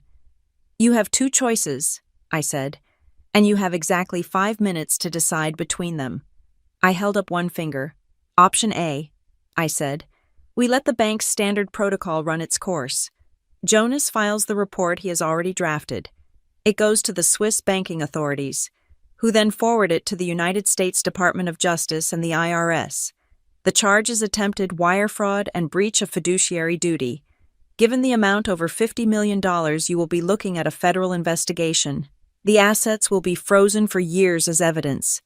Maraway Industries will be placed under external receivership, and you, Richard, along with Elaine, will likely spend the rest of your lives in litigation, if not in prison." I let that sink in. I watched the color drain from my mother's face. She knew what a federal investigation meant. It meant no more galas. It meant the friends she had cultivated for decades would pretend they never knew her name. I held up a second finger. "Option B," I continued. "We handle this privately, right now, in this room." "What does that entail?" Trent asked. His voice was sullen, but there was a tremor in it. "It entails a complete surrender," I said. I signaled to Jonas. He slid 4 thick packets of documents across the table, one for each of them. "This is a settlement agreement," I explained. "It states that you acknowledge the attempted unauthorized transfer. It states that you waive all future claims to the Edith Langford Trust. It states that you, Richard, are voluntarily stepping down as CEO of Maraway Industries, effective immediately, due to health reasons. You will sign a non-disclosure agreement preventing you from ever discussing the terms of this settlement or disparaging the new management." "New management," Richard choked out the words. "You mean you?" "I mean the board," I said, "which is controlled by Crownmere Holdings, which is controlled by me. Yes." "This is blackmail," Trent spat. He slammed his hand on the table. "You cannot force us to sign this. Dad built this company. I am the heir. You are just stealing it because you have some secret key." "I am not stealing anything, Trent," I said cold. "I am repossessing it. There is a difference." "I won't sign," Trent said.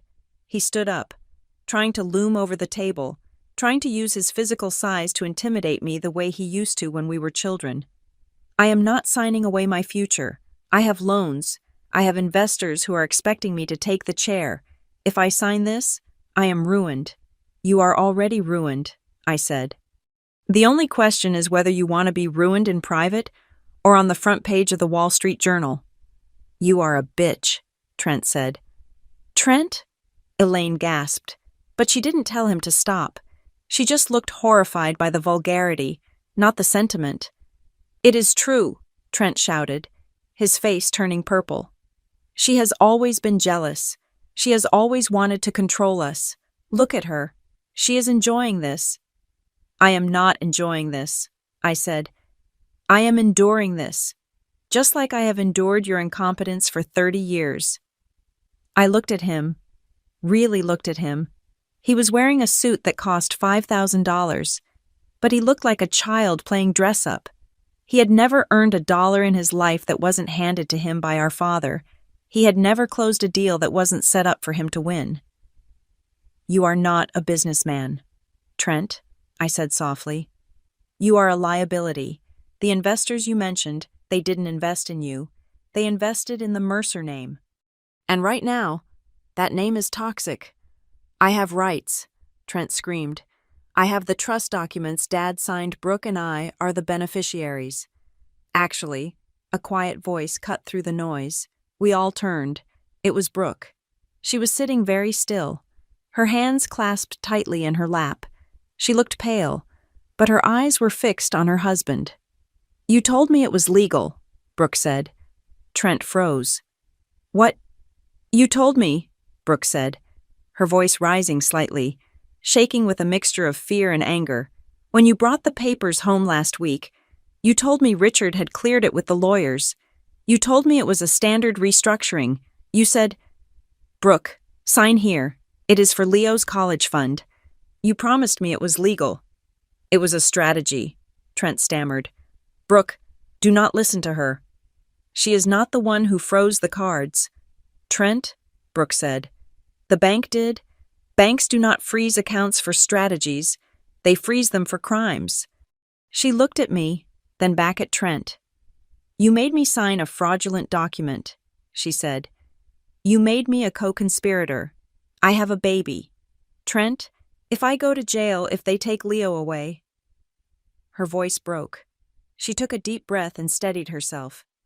I will not go to jail for you, she said. I will not let my son grow up visiting his mother in federal prison because you wanted a faster promotion. Brooke, you are my wife, Trent pleaded. But the arrogance was gone. He looked small. You are supposed to be on my side. I am on Leo's side, she said. She reached for the pen Jonas had placed in front of her. She didn't read the document. She didn't hesitate.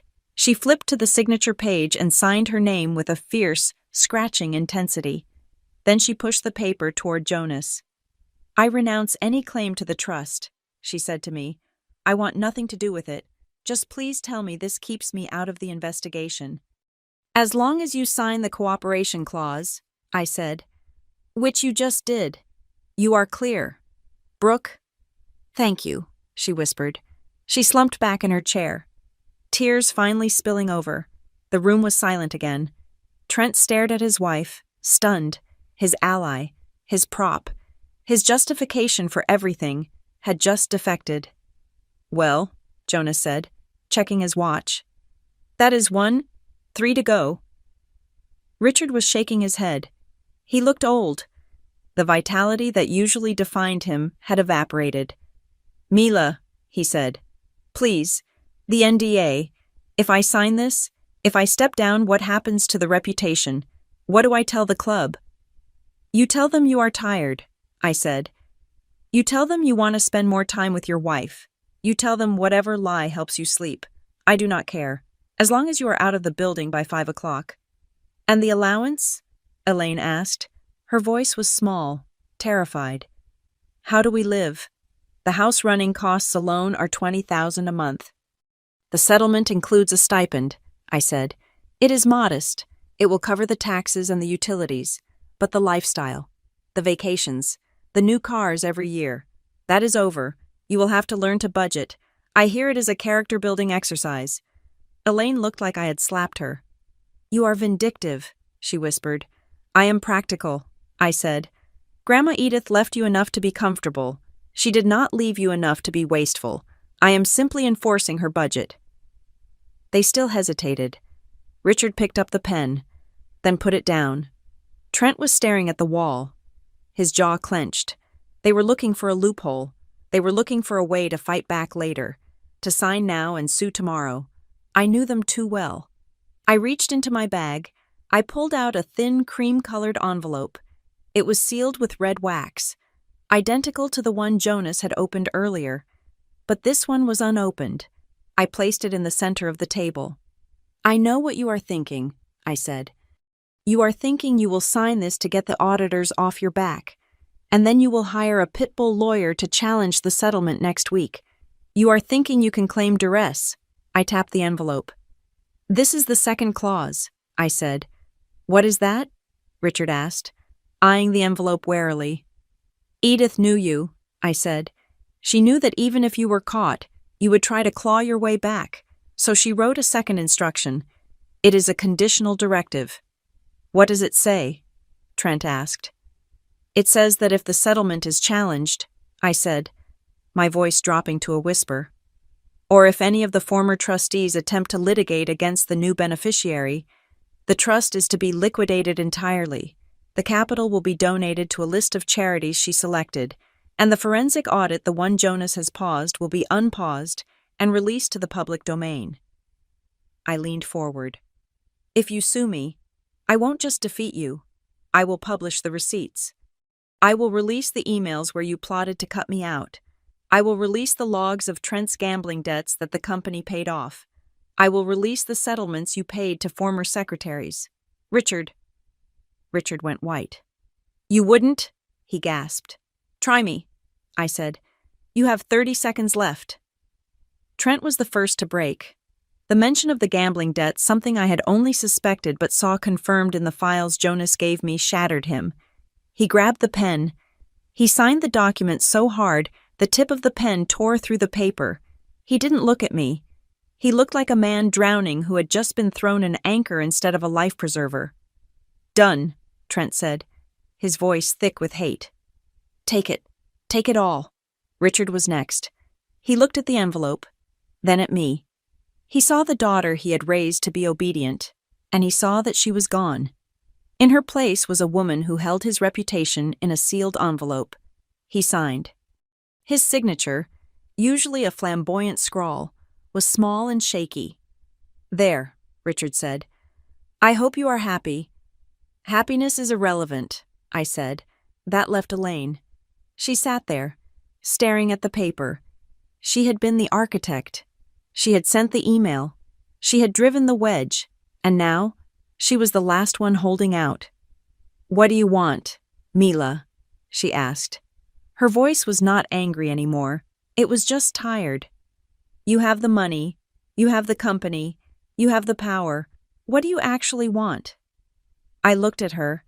I thought about the years of subtle insults, the way she had introduced me as the artistic one, while introducing Trent as the genius, the way she had transferred my inheritance to buy her son a future. I want everything back in its right name, I said. I want the lies to stop. I want the facade to come down. I want you to acknowledge, just once, that I am not the supporting character in your story. Elaine looked at me. For a second, I thought she might apologize. I thought she might reach across the table and touch my hand, but she didn't. She couldn't. She was Elaine Mercer, and she did not apologize to staff. She picked up the pen. You have become very hard, Mila, she said. It does not suit you. It protects me, I said. Sign the paper, Mother, she signed. She pushed the document away from her as if it were contaminated. I do not know who you are anymore, Elaine said. My Mila was a sweet girl. She would never have done this to her family. The sweet girl is gone, I said. You spent her inheritance. Jonas gathered the documents swiftly. He checked each signature. He stamped them with a heavy, official seal. The settlement is executed, Jonas announced. The transfer of authority is complete. Mr. Mercer, your access to the building expires in 60 minutes. Security will be waiting. Jonas stood up. He placed the signed documents in his briefcase. I stood up too. I picked up the unopened envelope, the second clause, and put it back in my bag. Thank you for your time, I said. I turned to Brooke. Call me next week, I said to her. We will figure out something for Leo. He is not part of this settlement. Brooke nodded, tears streaming down her face. Okay. I walked out of the boardroom. I didn't wait for the elevator. I took the stairs down one flight to the executive floor, to the office that had been my father's for 30 years. I walked to the door. The nameplate was already gone. There were 2 small holes in the wood where the screws had been. I pushed the door open and walked into the empty office. The view of the city was spectacular. I stood by the window, watching the sun begin to set over the Hudson. I was tired. My hands were shaking slightly now that the adrenaline was fading, but I was free. The silence in the executive office was thick enough to choke on. The sun was dipping below the skyline, casting long, jagged shadows across the room that had belonged to my father for 30 years. I stood by the window, watching the city lights flicker on, feeling the weight of the envelope in my bag. I had bluffed them with the second clause threat, the idea that I would release their secrets if they fought back. But as I turned back to the room, Jonas Romer was not packing up his briefcase. He was opening a new section of it. You handled the emotional aspect very well, Mila, Jonas said. He was sitting at the small round table in the corner, the one my father used for drinking scotch with clients. You gave them a settlement. You gave them a way to leave with some dignity intact. It was humane. I just wanted them gone, I said, walking over to him. I wanted the noise to stop. I understand, Jonas said. He pulled out a document I hadn't seen before. It was bound in a dark blue cover, distinct from the bank's usual cream stationery. But while you dealt with the family, you have not yet seen the bank's part. You used the threat of a second clause, but there is an actual, mechanical second clause that triggered the moment you signed the takeover papers an hour ago. I thought we were done, I said, feeling a prickle of unease. I signed the audit order. I signed the board notice. Those were administrative, Jonas said. This is structural.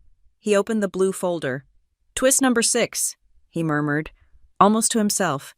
The debt trap. What debt? I asked. Richard is a man of great confidence, Jonas began, his finger tracing a line on a spreadsheet. For the last 5 years, he has been expanding Maraway Industries aggressively. He bought the logistics arm in Jersey. He expanded the factory in Ohio. He did this during a time when cash flow was, let us call it, suboptimal. I know he expanded, I said.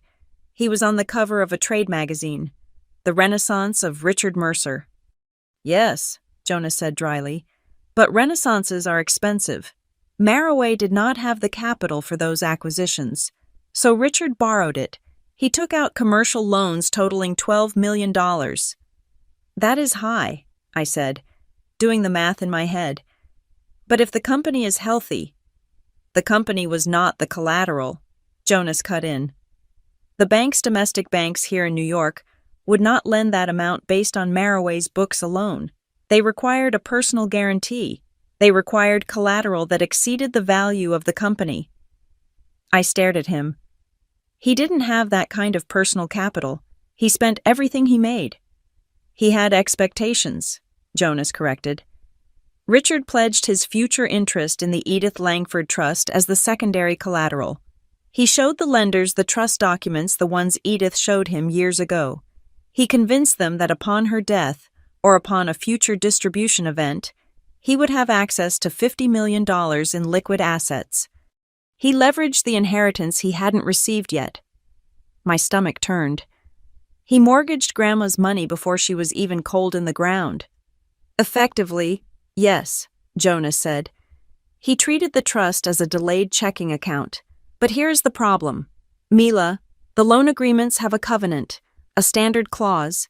It states that if the borrower's claim to the collateral is challenged, altered, or voided, the loan goes into immediate default. Jonas looked up at me. When you signed the papers removing him as trustee and designating yourself as the sole beneficiary, you didn't just take his allowance, you evaporated his collateral.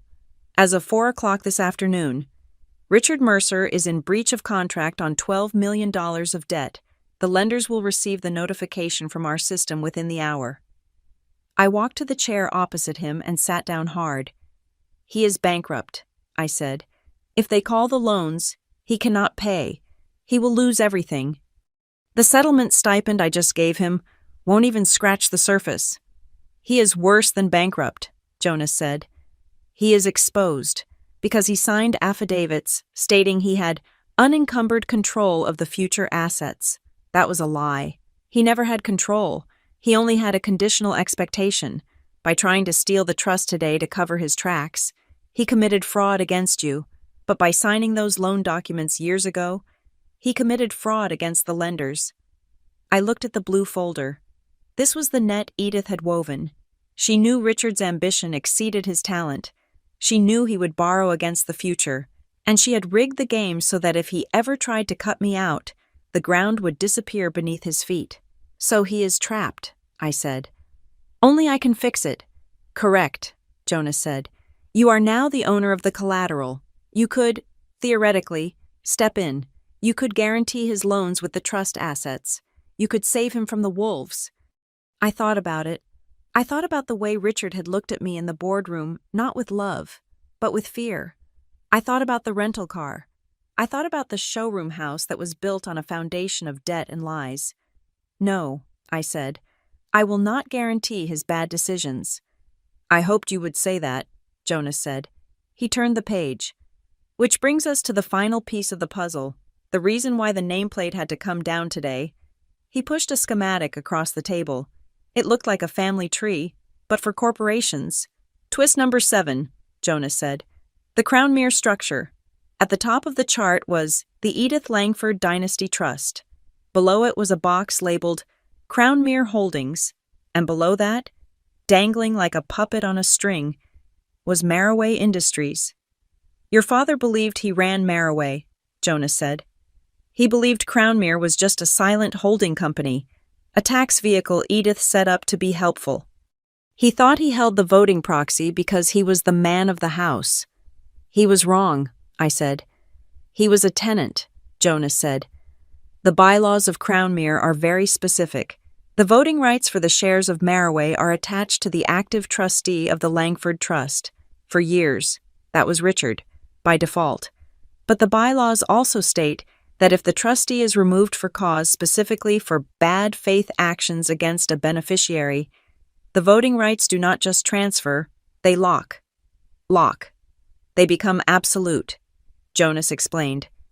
Meaning, the CEO of Maraway serves entirely at the pleasure of the Crownmere owner. There is no board vote required to remove him. There is no severance package. There is no golden parachute, because technically, he was never an employee with a contract. He was an appointee of the holding company. I looked at the diagram. It was a cage. A beautiful golden cage that Richard had been strutting around in for decades, never realizing that Edith held the key. He never owned any of it, I whispered.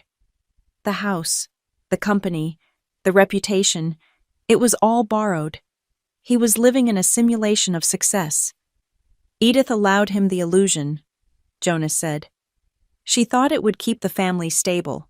If Richard felt important, he would be happy, but she prepared for the day when his importance became arrogance.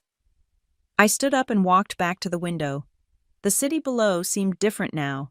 I wasn't just looking at it. I was part of the machinery that made it run.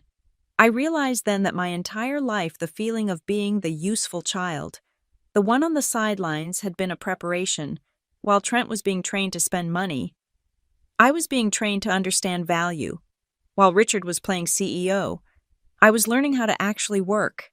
Edith hadn't just left me money. She had left me the truth. The family had lived in a hologram. They thought they owned the legacy, but the legacy owned them, and now I was the operator. So, Jonas said, interrupting my thoughts, we have a decision to make regarding the lenders. The default notices will go out tonight. He looked at me with those cool, gray Swiss eyes. We can do this 2 ways. Mila, the quiet way, or the clean way. Explain, I said. The quiet way, Jonas said, is that we negotiate a forbearance with the lenders. We tell them there is a management transition. We pay off the interest using trust funds, which you are allowed to do, and we keep Richard's name out of the mud. We let him retire with the lie intact. The loans stay on the books, but they are serviced. He paused. The clean way, he continued, is that we enforce the protocol. We notify the lenders that the collateral guarantee is void because it was fraudulently pledged. We inform them that Maraway Industries is now under the direct control of Crownmere Holdings and that we accept no liability for Richard Mercer's personal guarantees. The lenders will then go after Richard personally. They will seize his personal assets, the house in Briarstone, the accounts, everything. And the company, I asked. The company is safe, Jonas said, because Crownmere owns the hard assets. The lenders can't touch the factory. They can only touch Richard. I looked at the reflection of the office in the glass. I saw the ghost of my father sitting at the desk, laughing on the phone, ordering me to fix things, telling me I didn't understand business. He had tried to steal $50 million from me today. He had tried to hand my future to Trent because Trent was a boy. If I chose the quiet way, I would be doing what I had done my whole life, fixing their mess.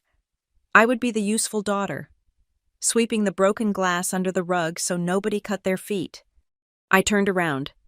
I am done fixing things, I said. Jonas nodded. He picked up his pen. Clean, I said. We do it the clean way. Very well, Jonas said. That requires one final signature. It is an internal directive to the Maraway legal team. It instructs them to cooperate fully with the external creditors and to deny any corporate liability for the former CEO's personal debts. He slid the paper across the table. It was a single sheet. Simple, devastating. I walked back to the table. I picked up the pen. "This will destroy him," I said. "He will lose the house. He will lose his standing in the community." "He destroyed himself." "Mila," Jonas said softly. "He bought a life he couldn't afford with money that wasn't his. You are just returning the merchandise." I looked at the signature line. Mila J. Bennett, Chairwoman, Crownmere Holdings. I signed. The ink was black and permanent. "It is done," I said. Jonas closed the blue folder. He closed the briefcase. He stood up and buttoned his jacket. "The notifications are automatic," he said. "By tomorrow morning, the creditors will be contacting Richard's lawyers. You should expect some very frantic phone calls." "I know how to use the block function," I said. "Good," Jonas said. He extended his hand. "Ms. Bennett, it has been a pleasure executing your grandmother's wishes." "Thank you, Jonas," I said, "for everything." He walked to the door. Before he left, he turned back one last time. "One more thing," he said. "There is a safe in this office, behind the painting of the ship. Your father never opened it because he didn't have the combination. Edith gave the combination to the bank, to be released to the successor." He recited a string of 6 numbers: 42, 18, 05, 11, 33, 9. "What is inside?" I asked. "I believe," Jonas said, a small ghost of a smile touching his lips. "It is the only thing in this building that actually belongs to you." He left. I was alone in the office. I walked to the large oil painting of a clipper ship battling a storm. I pulled the frame away from the wall. There, embedded in the plaster, was a steel safe. I turned the dial. 42, 18, 05, 11, 33, 9. The handle clicked. I pulled the heavy door open. The safe was mostly empty. There was no money. There were no diamonds. There was only a single, framed photograph. It was a black and white picture of me and Edith. I was about 5 years old, sitting on her lap in the garden. We were both laughing. She was looking at me with an expression of such fierce, protective love that it took my breath away. And tucked into the corner of the frame was a small, handwritten note for Mila, who sees the world clearly. Build something real. I took the photograph out of the safe. I walked to the massive executive desk, the desk my father had used to intimidate people, the desk he had used to hide his insecurities. I swept his gold pen set off the surface. I swept his crystal paperweight into the trash. I placed the photograph of me and Edith in the center of the desk. I sat down in the chair. It fit perfectly. The morning sun that hit the glass walls of the executive suite was not the harsh, blinding light of the previous day's revelation. It was a clean, illuminating white. I had slept on the leather couch in my father's in my office. I woke up with a stiff neck but a clear mind. On the desk, next to the photograph of Edith and me, lay the final document from the safe. I hadn't opened it the night before. I had been too exhausted, too drained by the act of dismantling my family's life, but now, with a cup of black coffee in my hand, I broke the seal. The cover page read, "The Edith Langford Foundation. Charter and Mission Statement." I assumed it was a standard philanthropic vehicle, something to fund ballet companies or save wetlands, the usual hobbies of the wealthy to offset their taxes. But as I turned the pages, I realized I was looking at something far more personal. The mission statement was one sentence to provide legal and financial reconstruction for women who have been systematically dispossessed by familial or spousal betrayal. I sat back, the coffee cup hovering halfway to my mouth. Edith hadn't just left me a fortune to enjoy. She had left me a blueprint. She had seen the world not just as a market, but as a series of traps set for women who were taught to be nice rather than solvent. The foundation was designed to fund forensic accountants, high-leverage divorce attorneys, and emergency housing for women who found themselves locked out of their own lives. She had built an army, and she had appointed me the general. I realized then that the escape route she had designed, the silver key, the Swiss trust, the springing clause, was not a unique mechanism built solely for Mila Bennett. It was a prototype. She had used our family as the test case. She knew that if I could survive the Mercer machinery, I could help others survive theirs. I closed the file. The anger that had fueled me for the last 24 hours began to transmute into something heavier, something more permanent: responsibility. Mrs. Gable, I pressed the intercom button. Please set up the boardroom. Full board meeting in 45 minutes. They are already gathering. Ms. Bennett, her voice came back, crisp and professional. They heard the news. I walked into the boardroom at 9 o'clock sharp. This was not the family meeting. There were no tears here, no screaming, no babies crying. Around the long oval table sat the 12 members of the Maraway Industries Board of Directors. These were serious people: investment bankers, industry veterans, legal sharks. They were the people my father had spent 30 years trying to impress. They all stood up when I entered. I walked to the head of the table. I did not sit immediately. I looked at each of them. Please, be seated, I said. They sat. The silence was expectant. They knew Richard had been escorted out yesterday. They knew the creditors had been notified. They were waiting to see if the company was going to burn down. As of yesterday evening, I began, my voice steady. Control of the majority voting block of Maraway Industries has reverted to Crownmere Holdings. I am the chairwoman of Crownmere. Therefore, I am now the acting chair of this board. I didn't smile. I didn't offer platitudes. We are facing a liquidity crisis due to the unauthorized leveraging of personal debt by the former CEO against corporate assets, I said, using the technical terms that stripped the emotion out of the theft. However, the underlying assets of the company are secure. Crownmere is prepared to inject $5 million in short-term operating capital to stabilize the payroll and vendor accounts while we restructure the debt. I saw shoulders relax. I saw nods. I was speaking their language, the language of solvency. I am not here to ask for your loyalty, I said. I am here to ask for your competence. We are going to audit every department. We are going to cut the vanity projects, and we are going to focus on the core logistics business that actually makes money. A hand went up at the far end of the table. It was Arthur Sterling. He was 70 years old, the longest-serving member of the board. He had been a friend of my grandfather's. He had watched my father run the company for decades. Ms. Bennett, Arthur said. His voice was gravelly and slow. I have a question. Go ahead, Arthur, I said. Did you find the blue file? He asked. The room went quiet. I looked at him, surprised. The foundation file? I asked. Or the Crownmere bylaw file? Both, Arthur said. A small, dry smile touched his lips.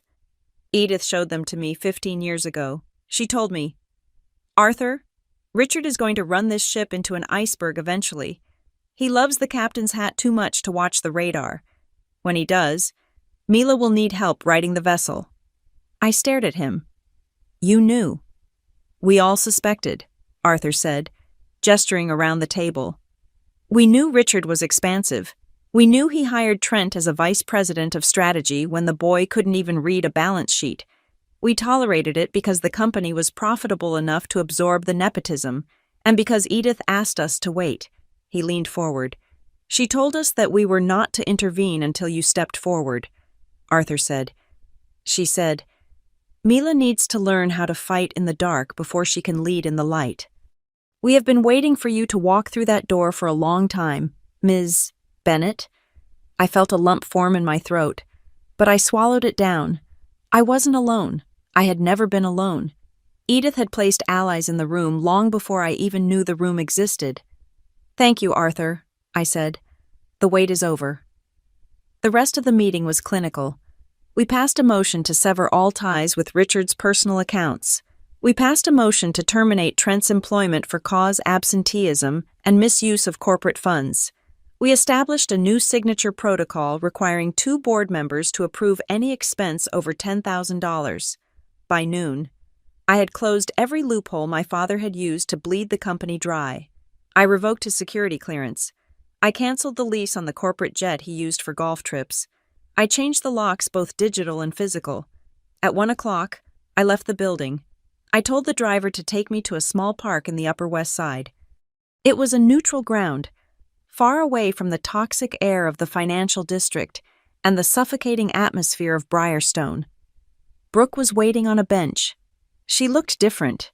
She wasn't wearing the pearls or the structured dress she usually wore to play the part of the perfect wife. She was wearing jeans and a sweater. Her hair was pulled back in a messy ponytail. She looked tired, but she looked real. Leo was sleeping in a stroller next to her. I sat down on the other end of the bench.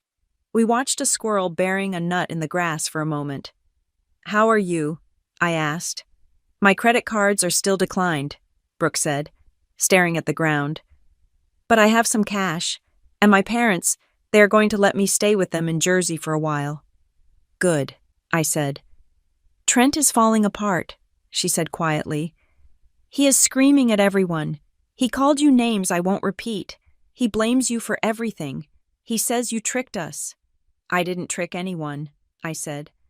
"I just stopped letting you trick me." "I know," Brooke said. She turned to look at me. "I am sorry, Mila. I really am. I wanted to believe it. Richard made it sound so easy. He said, 'We are just correcting an oversight.' He said you didn't need the money because you were simple, that you liked your small life." "My life isn't small," I said. "It is just private." I reached into my bag and pulled out a folder. It wasn't a lawsuit. It was a trust agreement. "This is for Leo," I said. Brooke froze. She looked at the folder like it might bite her. "What is it?" "It is an educational trust," I explained. "I have capitalized it with $200,000 from my personal account, not the company, not the grandmother's money, my money. It is locked.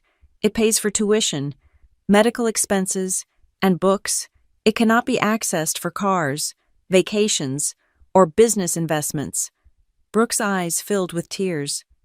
"Mila, you don't have to." "I do," I said. "Because Leo didn't sign those papers, and I will not punish a child for the sins of his father or his grandfather." I placed the folder on the bench between us. "But there are conditions," I added, my voice hardening. "Strict ones." "Anything," Brooke said. "Richard and Elaine are never to have access to this fund as trustees." I said, "Trent is never to have access. If I find out that a single dollar has been funneled to them to pay for their lifestyle, the trust dissolves and the money goes to charity. And you need to decide if you are going to be Trent's wife or Leo's mother, because you cannot afford to be both anymore." Brooke put her hand on the folder. She nodded slowly. "I think I made that decision when I walked out of the boardroom yesterday," she said. She paused, looking at the sleeping baby. "You know," Brooke said, her voice dropping to a whisper, "it wasn't Richard." "What do you mean?" "The rush," Brooke said. "The panic to get the transfer done this week. It wasn't Richard pushing for it. It was Elaine." I remembered the note in the bank log. "Do this before she reacts." "Why?" I asked. "Why was she so desperate?" "She was afraid," Brooke said. "About 2 months ago, you came to dinner and you talked about a campaign you ran at work. You talked about how you caught a vendor overcharging your agency by 15%. You were so sharp, Mila. You were so competent." Brooke looked at me. "Elaine told Richard that night, 'She is getting too smart. If she starts asking questions about the grandmother's trust, she will realize we have been dipping into the principal.' She wasn't afraid of your anger, Mila. She was afraid of your competence. She wanted to strip you of the inheritance before you realized you were the only one capable of managing it." I sat there, absorbing this, all my life. I had been told I was the artistic one, the quiet one, the one who didn't understand business. They had gaslit me into believing I was irrelevant, but the truth was, they had seen my potential before I did. They saw that I was Edith's true granddaughter, and it terrified them. They didn't hate me because I was weak. They hated me because I was strong, and strength is a threat to parasites. "Thank you for telling me that," I said. I stood up. "Where are you going?" Brooke asked. I have work to do, I said. I have a foundation to launch. Mila, Brooke said, do you hate them? I looked at the skyline, rising above the trees. I thought about Richard, terrified in his office. I thought about Elaine, signing the paper with a trembling hand. I thought about Trent, screaming in an empty room. Hate takes too much energy, I said, and I don't have any energy to waste on bad investments. I walked away. I left the park. I walked back toward the city, toward the noise, toward the future. The cleaning was almost done. I had secured the company. I had secured the legacy. I had protected the innocent, but there was one final meeting. The bank required a final reconciliation of accounts. It wasn't just about numbers. It was about closing the door on the past so tight that no draft could ever get through again. I hailed a cab. Where to? The driver asked. 45 Park Avenue, I said, and then to the future. I looked at my phone. I had missed calls from numbers I didn't recognize. Probably creditors looking for Richard. I blocked them. I had a new contact list now. Jonas, Arthur Sterling, the lawyers for the foundation. I wasn't the daughter anymore. I wasn't the sister. I was the owner. And for the first time, the title fit. I pulled out the silver key from my pocket. It wasn't warm anymore. It was cool, solid, and indifferent. It had done its job. It had opened the box. Now, it was up to me to decide what to put inside. I decided I would fill it with truth, and truth, as my family was learning, is the most expensive currency of all. The elevator ride to the penthouse of 45 Park Avenue felt different this time. 2 days ago, I had ascended these 40 floors as a victim, clutching a silver key and a terrifying hope. Today, I was riding up as the architect of the final demolition. The air in the car was still, recycled, and smelled faintly of lemon. But to me, it smelled like the end of a very long, very loud storm. Jonas Romer met me at the glass doors. He did not offer a handshake this time. He offered a nod, the kind one soldier gives another after the ceasefire has been signed, but the bodies are still being counted. They are here, Jonas said. His voice was low. We placed them in separate holding rooms. The bank requires all parties to be present for the final ratification of the irrevocable waivers. If they do not sign these specific bank forms today, the file moves from my desk to the Swiss Federal Prosecutor's office by 5 o'clock. Do they know that? I asked. They have been informed, Jonas said. It is amazing how clarifying the threat of international criminal charges can be. We walked into the main conference room. The view of Manhattan was still spectacular, an empire of steel and ambition, but I barely noticed it. My focus was on the empty chairs. Bring Richard in first, I said. Alone, Jonas pressed a button on the intercom. A moment later, the side door opened. My father walked in. If he had looked diminished yesterday in the boardroom, today he looked evaporated. The Richard Mercer who had terrorized waiters and commanded boardrooms was gone. In his place was a man in a wrinkled shirt, his shoulders slumped, his eyes darting around the room as if looking for an exit that did not exist. He didn't look at Jonas. He looked straight at me, and for the first time in my life, I saw fear in his eyes. Mila, he said. His voice was raspy. Is it true about the loans, the house? It is true, I said, remaining standing. The collateral is gone. Richard, the creditors started calling this morning. I assume you have spoken to your lawyer. He quit, Richard said. He pulled out a chair and collapsed into it. He said he cannot represent a client who pledged assets he did not own. He said it is fraud. It is fraud, Jonas clarified from the corner of the room. Richard looked at his hands. They were shaking. I never wanted this, he whispered. You have to believe me. Mila, I never wanted to cut you out. I never wanted to steal the trust. You signed the transfer order, I said. I saw the log. I signed it because she wouldn't stop, Richard said. This was the crack in the facade I had been waiting for. Who? I asked, though I knew the answer. Elaine, Richard said. He looked up, his face twisted in a mixture of shame and resentment. For months, she has been in my ear, Every night. Mila is getting suspicious. Mila is asking about the portfolio. Mila doesn't support the family. I told her to wait. I told her we could manage the debt. But she was terrified you would find out we had been living off the principal. He leaned forward, his voice taking on a desperate, pleading edge. I just wanted peace, Mila. I wanted a quiet house. I signed the papers to make her stop talking. I thought if we just moved the money, I could fix it later. I could make it up to you once the deal with Trent went through. I looked at him. A wave of revulsion washed over me, colder than hate. He wasn't the villain. He was something worse. He was the coward who let the villain hold the knife because he didn't want to hear the noise of the argument. You traded my future for a quiet dinner, I said. I am your father, he said weakly. No, I said. You are just Elaine's husband. I signaled Jonas. Bring the rest of them in. The main doors opened. Elaine entered, followed by Trent and Brooke. Elaine had tried to pull herself together. She was wearing a Chanel suit.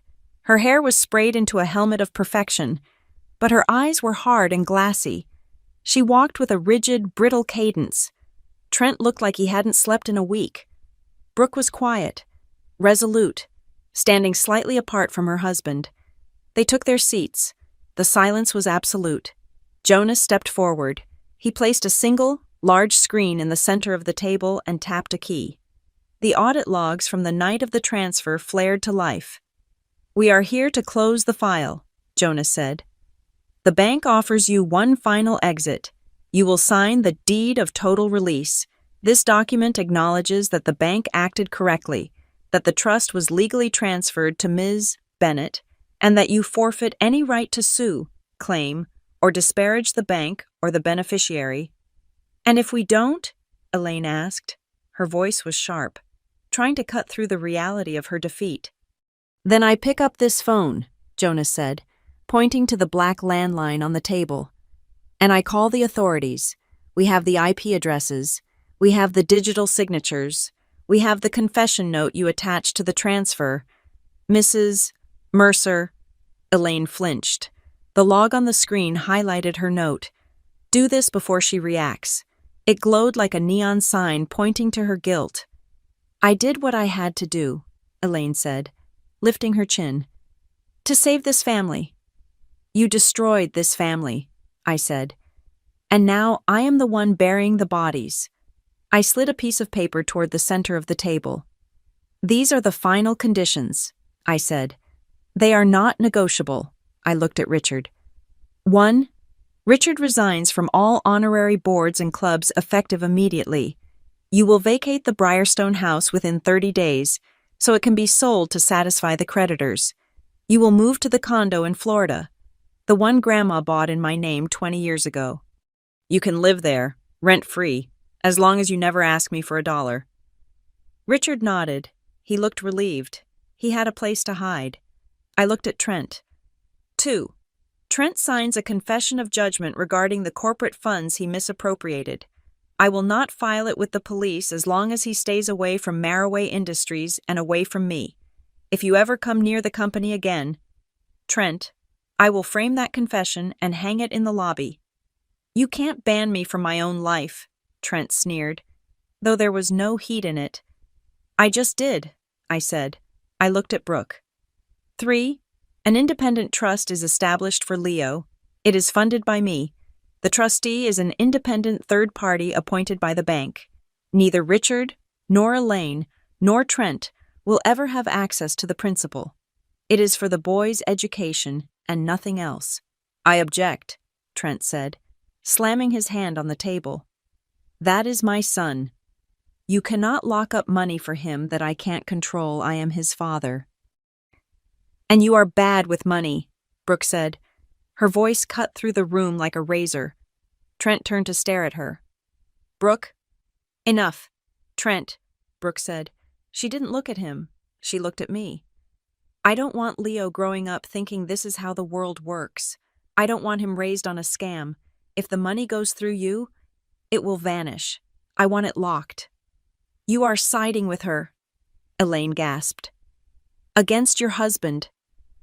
I am siding with the truth, Brooke said. It is the only thing left in this room that has any value. Trent opened his mouth to argue, to scream, to bully. But Jonas stepped forward. He held up a thick, yellowed envelope. The wax seal was broken. "Before anyone speaks further," Jonas said, his voice commanding the room, "there is one final instruction from Edith Langford. Twist number 10. The room went deadly quiet. "This is the final sealed letter," Jonas explained. "It was only to be opened in the event of a total family rupture requiring bank intervention. I opened it this morning." He pulled out a single sheet of heavy stationery. Edith's handwriting was spidery but forceful. "Read it," I said. Jonas read aloud. "To my family, if you are hearing this, it means you tried to take the shortcut. You thought you could outsmart the system I built. You forgot that I built the system to protect Mila, not from the world, but from you. Know this: who tries to take by stealth, loses by law. The trust does not just shift to Mila, it retroactively penalizes the theft. Any debts incurred by the family in the expectation of this inheritance are hereby declared the sole responsibility of the individuals. The bank is instructed to release all collateral guarantees." Jonas lowered the paper. "She knew," Jonas said, looking at Elaine. "She knew you would borrow against the hope of her death. She wrote this clause to ensure that when you tried to steal the money, you would instead be crushing yourselves under your own debt." Elaine went white. The last vestige of her composure crumbled. She realized that the mother she had resented, the woman she had tried to manipulate, had outplayed her from the grave. Edith hadn't just protected the money, she had turned Elaine's greed into a trap. "She hated us," Elaine whispered. "She knew you." I corrected. I pushed the waivers toward them. "Sign," I said. "The bank is closing the doors in 5 minutes. If you don't sign, Jonas makes the call. And frankly, Mother, I do not think orange is your color." Elaine looked at the paper. She looked at Richard, who was staring at the floor. She looked at Trent, who was defeated by his wife's defection. She looked at the screen, where the evidence of her crime glowed in high definition.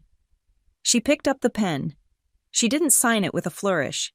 She signed it with a sharp, angry scratch. It wasn't an admission of guilt in her eyes. It was a concession to a superior force. She wasn't sorry she did it.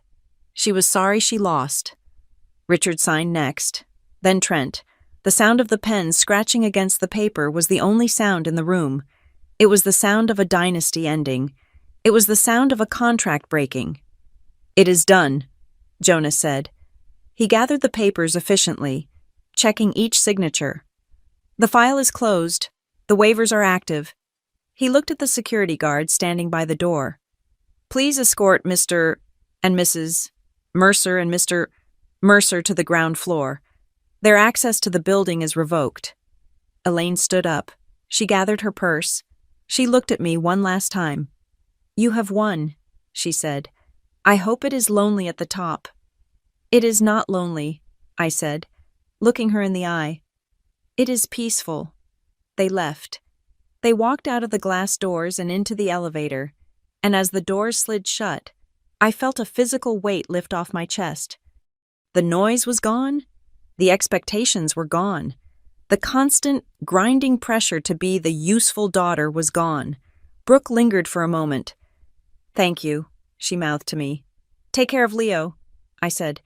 She nodded and followed them out, but she walked a few paces behind, charting her own course. I was alone in the room with Jonas. He placed the file in his briefcase and snapped it shut. "You handled that with remarkable precision," Jonas said. "Edith would have been proud." "She gave me the tools," I said. I reached into my pocket. I pulled out the silver key, the heavy, ornate key that had started all of this. It lay in my palm, cool and dark. For days, I had clung to it like a lifeline. I thought it was the most important thing I owned. But now, looking at it, I realized it was just a piece of metal. It wasn't the power. I was the power. The key was just the permission slip I had needed to believe in myself. I walked over to the table and placed the silver key in the center of the polished wood. "Keep it," I said to Jonas. "I do not need it anymore." "Are you sure?" Jonas asked. "It opens the safe." "I know what is in the safe," I said, "and I have already taken what matters." I turned and walked to the floor-to-ceiling window. The sun was setting over New York City, painting the skyline in shades of gold and violet. The lights of the skyscrapers were turning on, one by one, a grid of electricity and possibility. I saw the city differently now. I wasn't looking up at it from the sidewalk, wondering where I fit in. I was looking out at it, knowing exactly where I stood. I hadn't reclaimed my family. You cannot reclaim something that was never truly yours to begin with. I had done something far more difficult. I had reclaimed the right to be the protagonist of my own life. I pressed my hand against the cool glass. The reflection staring back at me wasn't the daughter, or the sister, or the victim. It was just Mila, and for the first time in 34 years, that was enough. Thank you so much for listening to this story. I would love to know where you are tuning in from. Please leave a comment below with your city or country. Let's see how far Mila's story has traveled. If you enjoyed this journey of justice, please subscribe to Maya Revenge Stories. Hit that like button and smash the hype button to help this story reach even more people. Your support means the world to us. See you in the next video.